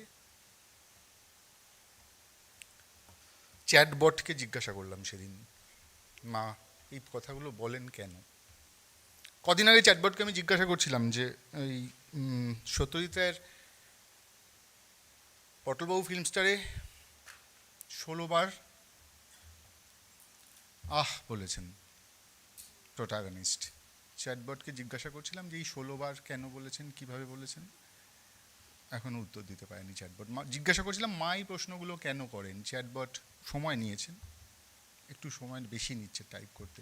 যাই হোক, যেটা জানিয়ে রাখি, মা উত্তরটা জানেন না কেন বলেন বোধ হয়। 2022-এ ইন্টারন্যাশনাল কনফারেন্স অফ এনভায়রনমেন্ট বলেছে আমরা প্রতি 6 লক্ষ বছর অন্তর এই পৃথিবীটা একটা মাস এক্সটিংশনের মধ্যে দিয়ে যায়। আমরা 6 নম্বরটার মধ্যে দিয়ে যাচ্ছি। মানুষ এখনো টের পাচ্ছি না। প্রত্যেক দিন এককোষী প্রাণী আমি বা ছোট ছোট যাদের আমরা তুচ্ছ বলি, তারা সরে যাচ্ছে, নিশ্চিহ্ন হয়ে যাচ্ছেন এই পৃথিবী থেকে। একদম শেষে মানুষ মরবে, থাকবে না। কিন্তু কে বলে হে মানুষ মরে, ও মানুষ মরলে পরে বিচার হবে কার? মানুষ মরলে কার বিচার হবে, এই প্রশ্নটা জিজ্ঞাসা করছিলাম আমরা নিজেদের।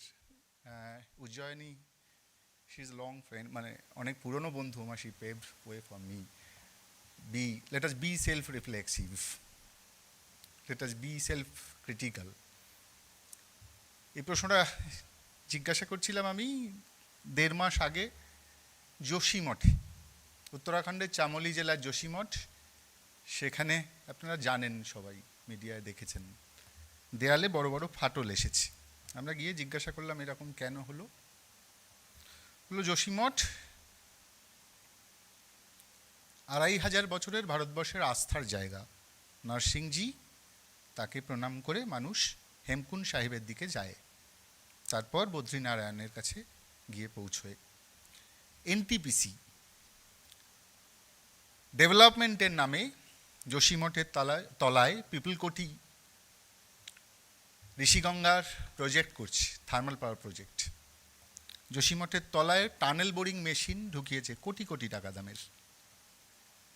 টানেল বোরিং মেশিনটা বার করতে পারেনি, L&T কাজ করছিল। তারা বলেছে environmental impact assessment, social impact assessment না করেই টানেল বোরিং ঢোকানোর জন্য ওটা বার করা যাবে না।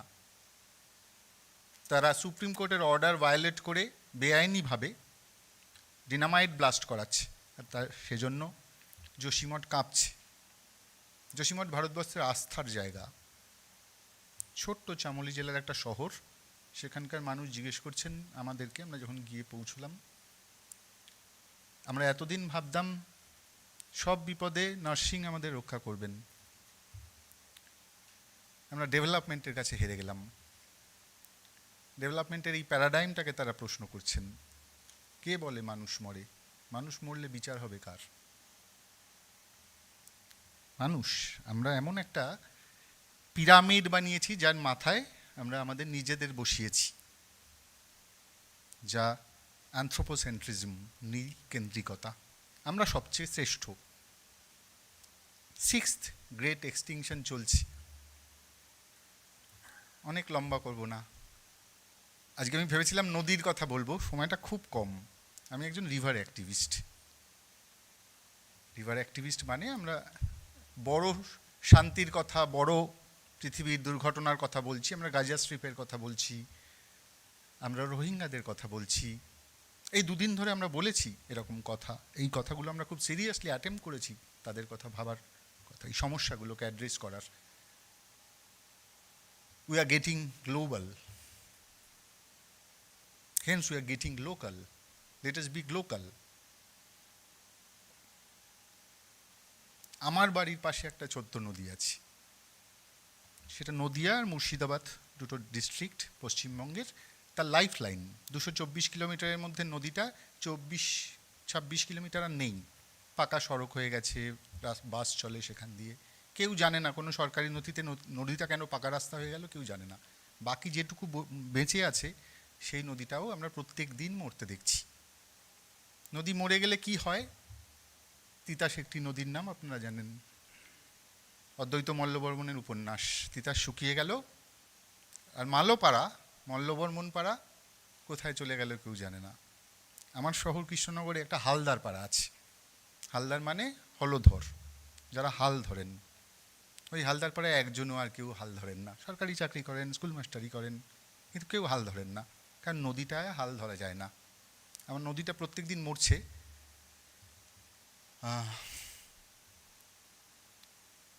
আবার একটু দূরে যাই, ঝাড়খণ্ড, ছত্তিশগড়, অবুঝমারের জঙ্গল। যদি কখনো সেখানে যান, ওখানকার ভিল, গন্ড মানুষরা আপনাকে প্রশ্ন করবে, এই একই প্রশ্ন। তাদের পায়ের নিচে ইউরেনিয়াম আছে, তাদের পায়ের নিচে ডোলোমাইট আছে, তাদের পায়ের নিচে আকরিক লোহা আছে। তারা কি জানতেন না? জানতেন, কিন্তু গাছ উপড়ে কখনো খুঁড়ে বার করার চেষ্টা করেননি। কারা বার করার চেষ্টা করছে? আহনা বন দেশম, আহনা বন জমিন, বাবুন বিজার, বাবু নারী চ, বাবুন রিজুকানা, এহেন বিজার। ওরা বলছেন তোমরা আর এসো না, তোমাদের ওই ফ্যালাস লাইক যে ডেভেলপমেন্ট প্যারাডাইম, এই শব্দগুলো ইউনিভার্সিটির সোশ্যাল সায়েন্সের শব্দ, এগুলো ওনারা বলছেন না। ওরা বলছেন তোমরা আর এসো না, তোমাদের এই উন্নয়নটা আমরা চাই না, আমি এখানে থাকতে চাই, আমার সিংবোঙাকে নিয়ে, আমার মারাংবুরুকে নিয়ে। তোমরা আমাকে আমার পায়ের তলা থেকে ডলোমাইট বার করার জন্য আমার সিংবোঙাকে ছুঁড়ে ফেলে দিচ্ছ, যেভাবে যোশীমঠের মানুষ বলছেন যে নার্সিংকে ছুঁড়ে ফেলে দিচ্ছ। তোমরা আমার সিংবোঙাকে ছুঁড়ে ফেলে দিচ্ছ, আমার মারাংবুরুকে ছুঁড়ে ফেলে দিচ্ছ। তাহলে তোমাদের এই উন্নয়ন কার জন্য? তারা ডেভেলপমেন্টের প্যারাডাইমটাকে প্রশ্ন করছেন। এটুকুই। Thank you.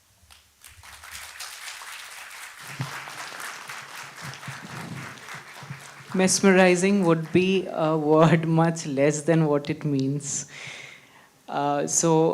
Talking about ecology, he has mentioned that yes, just for the audience who might be online or might be hearing this and who doesn't understand Bengali, just for them, just a line.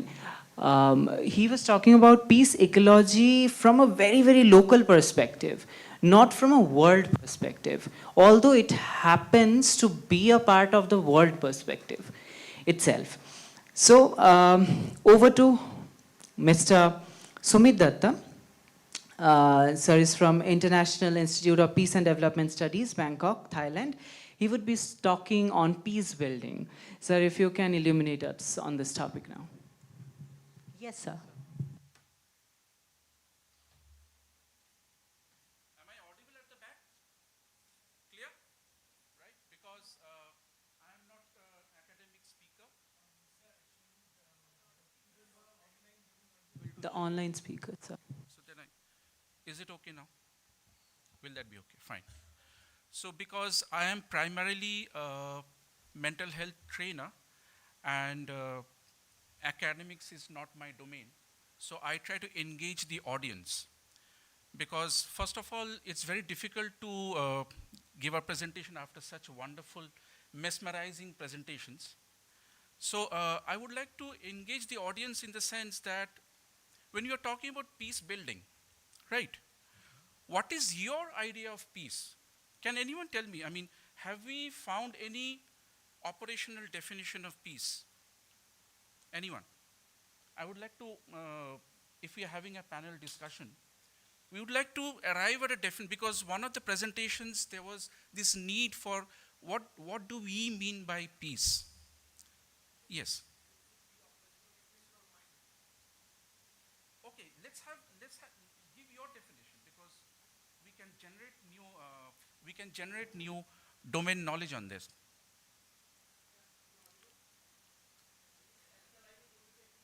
Huh. আচ্ছা। শুধু The microphone, please.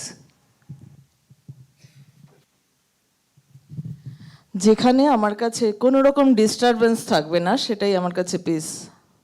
আমার কাছে কোনো disturbance থাকবে না, সেটা ensure করতে গিয়ে দেখা গেল অন্যরা ডিস্টার্বড হচ্ছে। Will that peace be sustainable?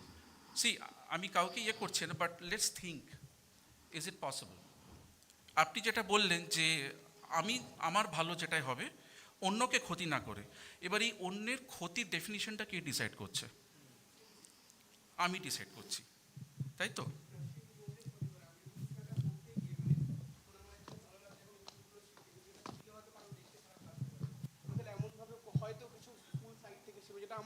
কিছুটা আমার নিজেরও হবে, কিন্তু অন্যের কোনো ক্ষতি অ্যাজ সাচ হবে না। ওই কিছুটাকে ক্যালিব্রেট করাটা, হ্যাঁ, ওটা দুজনের মধ্যে দিয়ে হবে, মানে কেউ একজন ডিসাইড করবে না যে কতটা ক্ষতি হবে বা কতটা ক্ষতি হবে না। তাহলে দুজন চলে আসছে। হ্যাঁ, right.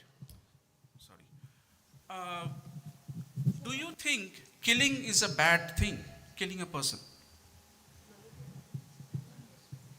So I just wanted to add my definition of peace. I feel acceptance.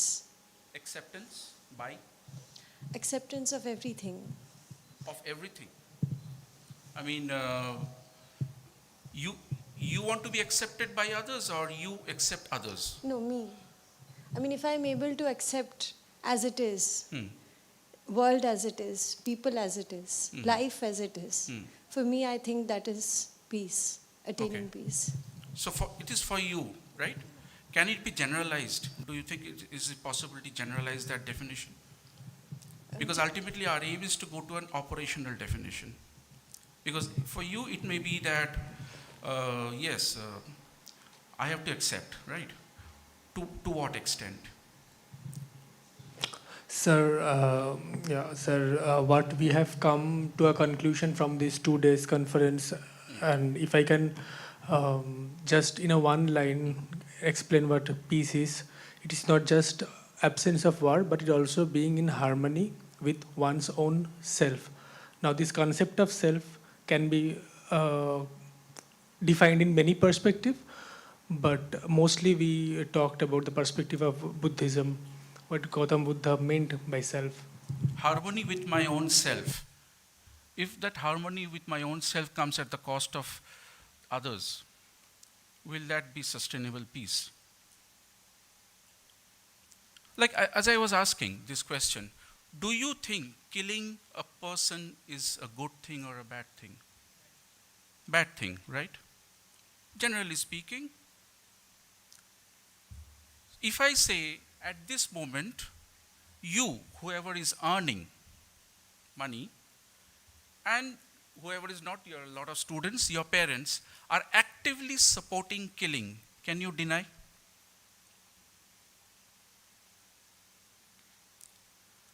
Because if you are earning money and you're paying a tax, portion of the tax goes to maintain the military.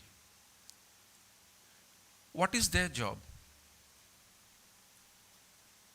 To kill people, right? And we put badges on their chest for killing people, right? I was counseling one of, I won't name definitely, one of the NSG commandos who entered the Taj on 27th of December 2008. And he said that to him is just a target. Have you seen the picture of Ajmal Kasab at VT? His picture was with the AK-47 like this. He said it is a wrong posture, because when we enter a room encounter, our guns are pointed like this. Because by the time you lift the gun, you aim at a target. The target is not dancing in front of you, it's running away. So he just enters and tuck, tuck, tuck, tuck. So it's just, I mean, his target was 10 bullets in 3 seconds to achieve that and hitting the target. So a human being has become a target. Nothing else. I don't think that that person has a mother, can have a wife, has children. Because if you start thinking, and we are talking about cognition and perception and cognitive biases, if you start thinking, you die over there. Because if you don't kill, he will kill you. So we need to rethink about violence. Because this person is honored by the state to whom we pay taxes. Why this question came to my mind, আমি যখন I entered this field in a very weird way. I went to Shivsagar for a conference and I was giving a lecture on ragging. There I met a person, he was from Dhaka, staying in Bangkok right now, married for the last 40 years. Okhane, he has opened something called an International Institute of Peace and Development Studies.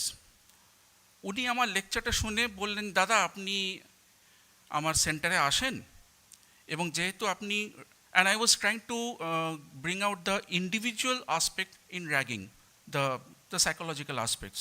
Well, আপনি এখানে একটা lecture দেন. So we are connecting ragging with peace building. Right? Therein, I met a person called Lauren Peters. Now, Lauren Peters is a person who was involved in possibly the most violent human activity ever committed. That is the dropping of the atom bomb. He was part of the Manhattan Project. ওখানে উনি গান্ধী ফিল্মটা দেখান, দেখিয়ে ওখানে পুরো analysis করা হয় গান্ধীর actions and etc. So Lauren Peters asked me this question that can't you revoke paying this tax to the military? He said that I pay the tax is $200, I pay $180, I don't pay the $20 tax which goes to the military, can't you do that? I said if I do that in my country, I'll land up in jail.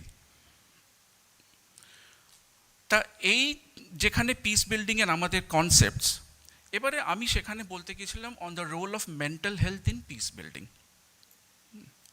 আমি এখানে জিজ্ঞেস করছি, this is a psychology department, আমি whole ইন্ডিয়াতে এই প্রশ্নটা করি with a role play which I was trying to do.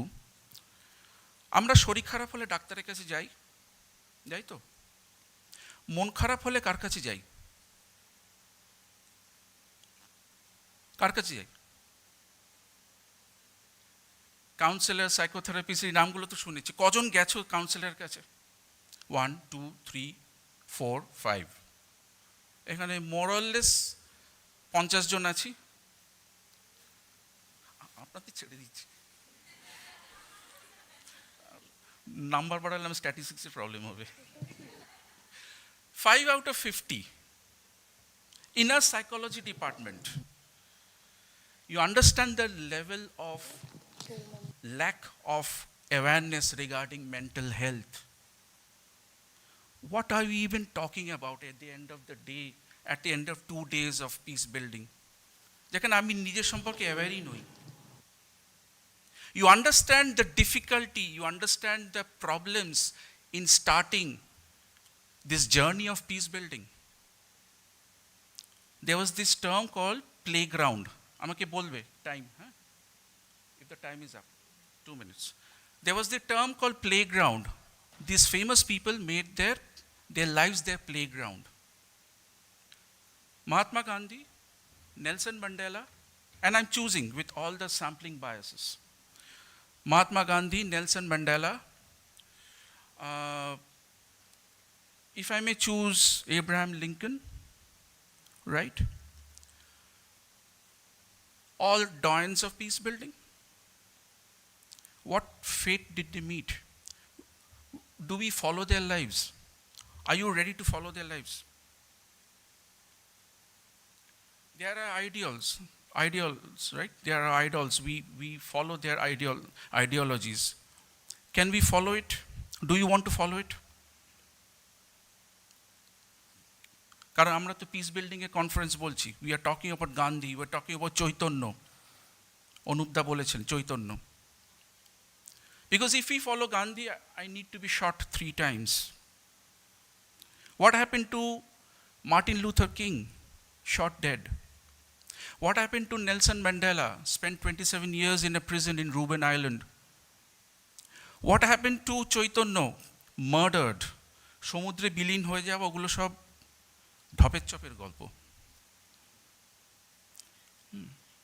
It's just to build a story. খুন করা হয়ে গেছিল, সেই মার্ডারটা ইনভেস্টিগেট যে করতে গিয়েছিলেন যে ব্যক্তি 1970s তাকেও মার্ডার করা হয়েছিল। You understand the difficulty, you understand where we are standing regarding peace building. Sir বললেন পাশের ঘরে যখন যাই আমরা কি আলো পাখা নেবাই? What are we even talking about environmental awareness? Let's come to the systemic part. Parents upbringing, ছোটবেলা থেকে বড় করা হচ্ছে, we are talking about Erikson stages, cognitive development, right? If I may ask any one of you, how many years do you spend to get a job in an academic setup? How many years? হ্যাঁ, after আমি ওটাকেও ধরবো 22 years, 20 years ধরলাম, ঠিক আছে। 20 years for a job. How long do you do a job? ইউনিভার্সিটিতে কতক্ষণ কাটান?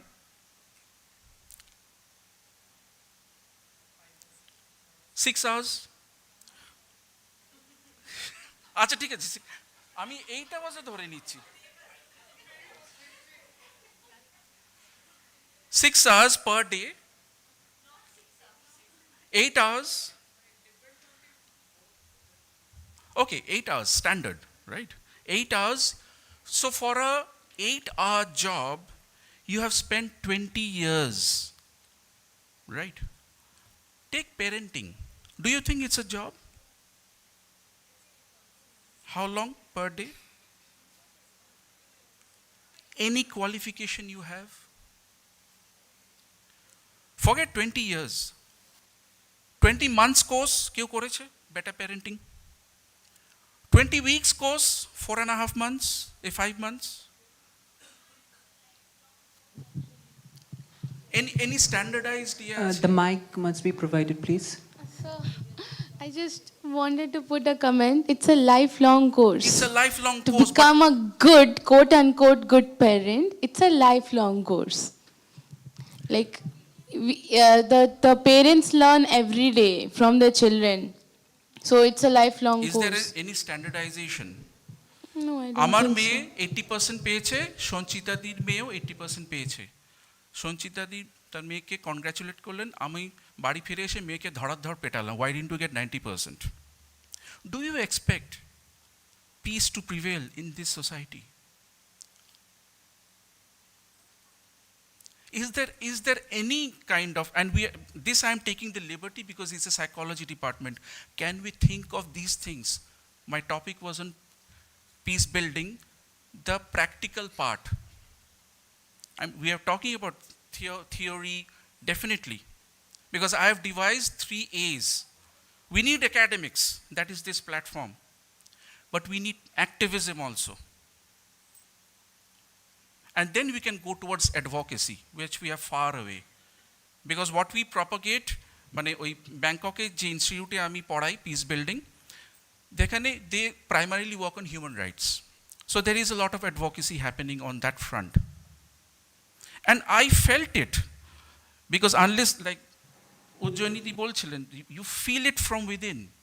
She was giving her life story. I felt it when this person, I met Laureen Peters.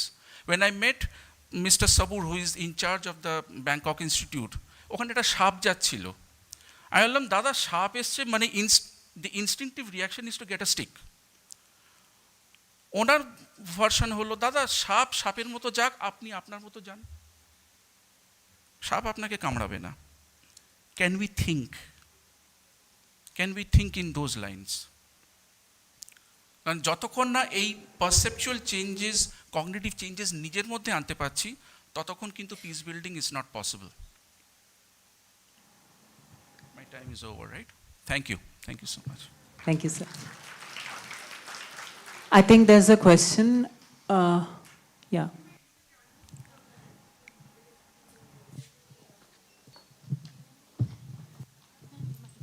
I think she has a question, I guess, regarding this. So it is not actually a question, it is Okay. just a reflection on my part. Actually, I was just, probably it's a question with which you began with. Like, do we have an operational definition of peace? I was just thinking about it. Like, why do we need an operational definition of peace? Why is it so important? Because can't peace be different for different people?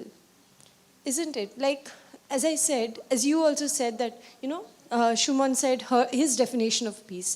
I described my peace.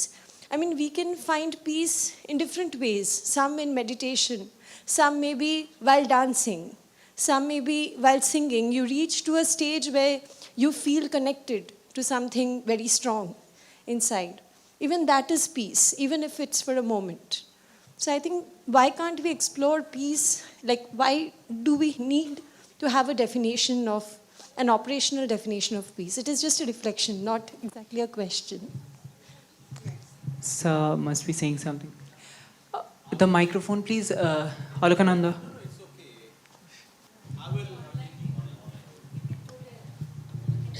Please hand over the microphone to sir.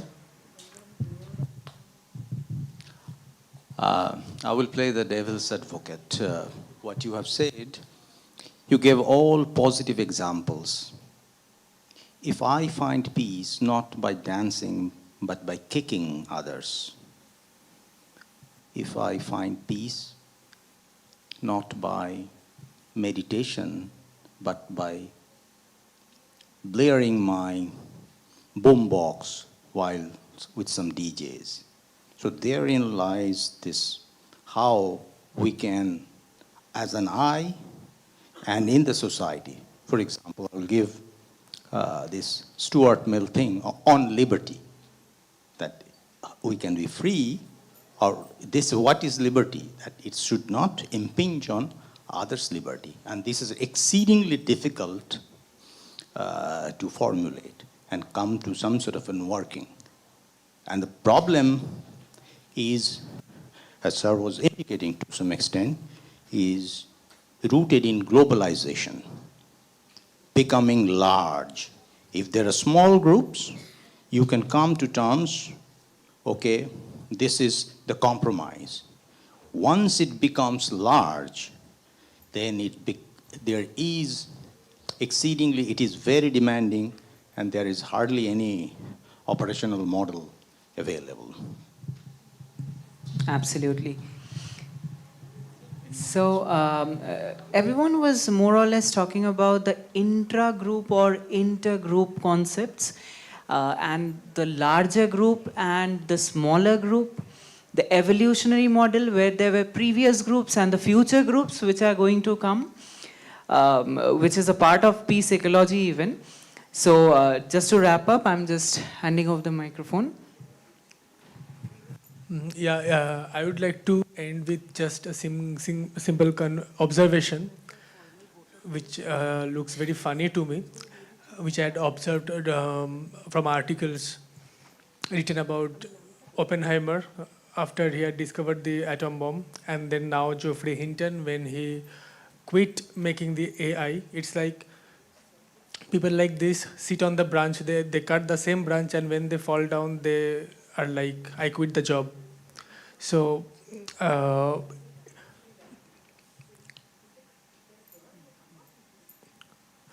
I will request Srimoy ma'am to Shonchita ma'am will facilitate us with the valedictory session and the vote of thanks. Okay, thank you so much. Thank you to all the panelists for enlightening us with such an enriching conversation. Thanks a lot to all the panelists present over here.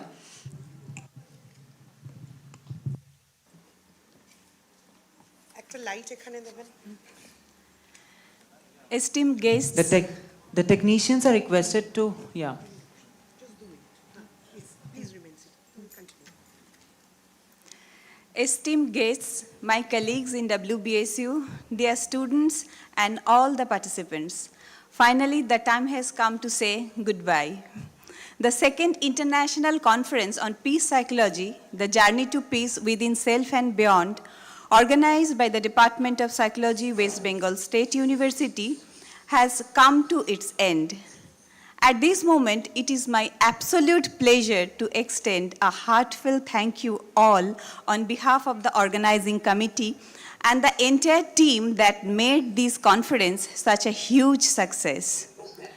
We most sincerely would like to appreciate the contribution of each one of you for taking the time to attend offline and online the conference and also to work tirelessly before it began.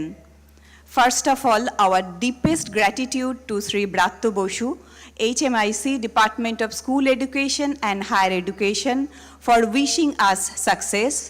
We would like to express our sincere gratitude to Honorable Vice Chancellor, West Bengal State University, Dr. Mohua Dash, for our constant support and invaluable guidance. Our sincere gratitude goes to Sri Topon Dotto, Honorable Register, for his advice on several administrative sides. Professor Shutapa Chatterjee Sarkar, Director IQAC, has always been of great help to us. Dr. Shushanto Banerjee, University Librarian and Director of Advanced Studies, has extended his help on several occasions. Dr. Shubhra Bishwas, Finance Officer, West Bengal State University, has helped us generously. Let me express our sincere gratitude to them on behalf of the organizing committee. Throughout the conference, it was truly inspiring to see you, so many people from different parts of India and abroad coming together to share their knowledge, insights, and experiences. So a very special thank you to all our esteemed speakers, panelists, oral and poster presenters. Your contributions have been instrumental in making this conference such a meaningful one. Here, please allow me to express our sincere gratitude to Professor Sam Manikam sir for his warm guidance. He provided the gentle nudge whenever we needed them most. Also, our sincere gratitude to Professor Anup Dhar for his continuous guidance. Also, let me add here that this conference owes a lot to all the non-teaching staffs of the university. A big thank you for all of them as well. Invaluable help has come from different quarters. With sincere gratitude, let me mention the names of our sponsors. The major one is Intes Pharmaceuticals that sponsored the food. Also, Silver Oak Technologies and Lighting Lives Charitable School have kindly supported us in organizing the conference, but for which it would not have become such a successful event.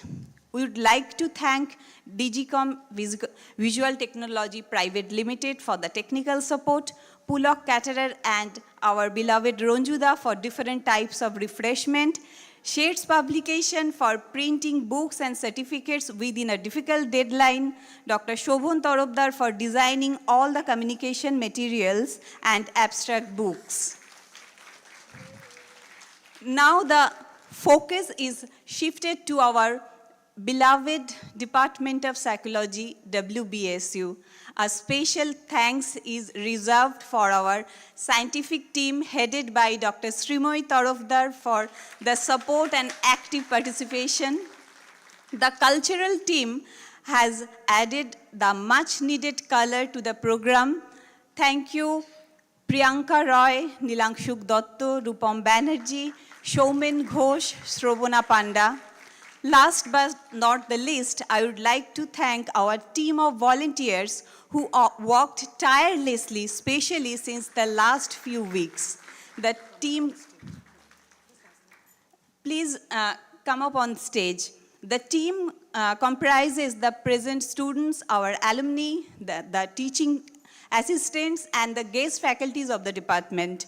Without you, this conference just would not have been possible. So words fail me to express my gratitude. Among them, very special thanks goes to Devangshu Chando, Debosmita Das, Ishita Chatterjee, Jayanto Sutrodhar, Srishti Mukherjee, Babli Mukherjee, Miti Sengupta, Aheli Chakraborty, Tasneem Rahman, Ritoma Dotto, Arnab Pal, and also Mrs. Priyanka Bhattacharya Bhupal, Dr. Dinas Dijibhoy, Mrs. Navnita Bose, Madhurima De Sarkar, Nayanika Saha, Rupam Banerjee, and Shoumen Ghosh. Your hard work and dedication have been crucial in making this conference a success. Also, a huge thank you to all the students of the Department of Psychology. We just can't think of having such a conference, but for all of you. Let me conclude with a humble statement that we are hugely on the learning curve now. Only in its second year, this conference is still taking the baby steps. We'll be back taking the right lesson from what we have learned so far. Finally, the time has come to say no, not goodbye, but to say see you again. Thank you. Before we forget that a lot of you are very, very awaiting the announcement of the prize papers. So for track 1, I would request our panelists to please come up. If they are present here, to please come. Yuma Nara from Rajiv Gandhi University, Arunachal Pradesh. I think Yuma presented online, she's not here. Okay, Yuma was here, but she's not here today. Okay. Vanshika Khanna from Christ University, from track 2. A big round of applause. She presented online. Right. Track 3, Kirti Sharma from Nerim Group of Institutions, Guwahati, Assam. I think she has also presented online, but we know for a fact who is here from track 4, Navnita Bose from West Bengal State University. Ma'am, could you please come up here? Online poster, best poster, University of Delhi, Nitika Lal. And offline poster, best poster, please put your hands together for Shobana Panda, West Bengal State University.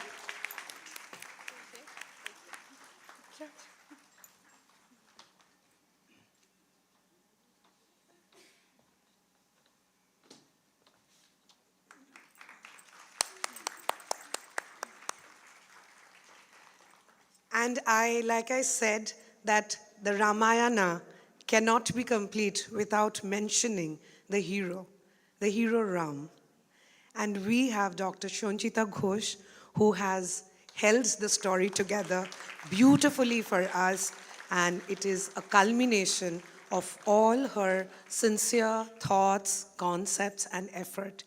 So a big hip hip hooray for Shonchita. Dr. Shonchita Ghosh, hip hip. Hip hip. Hip hip. Department of Psychology, WBSU. Hip hip. Hip hip. Hip hip. Thank you so much. Thank you.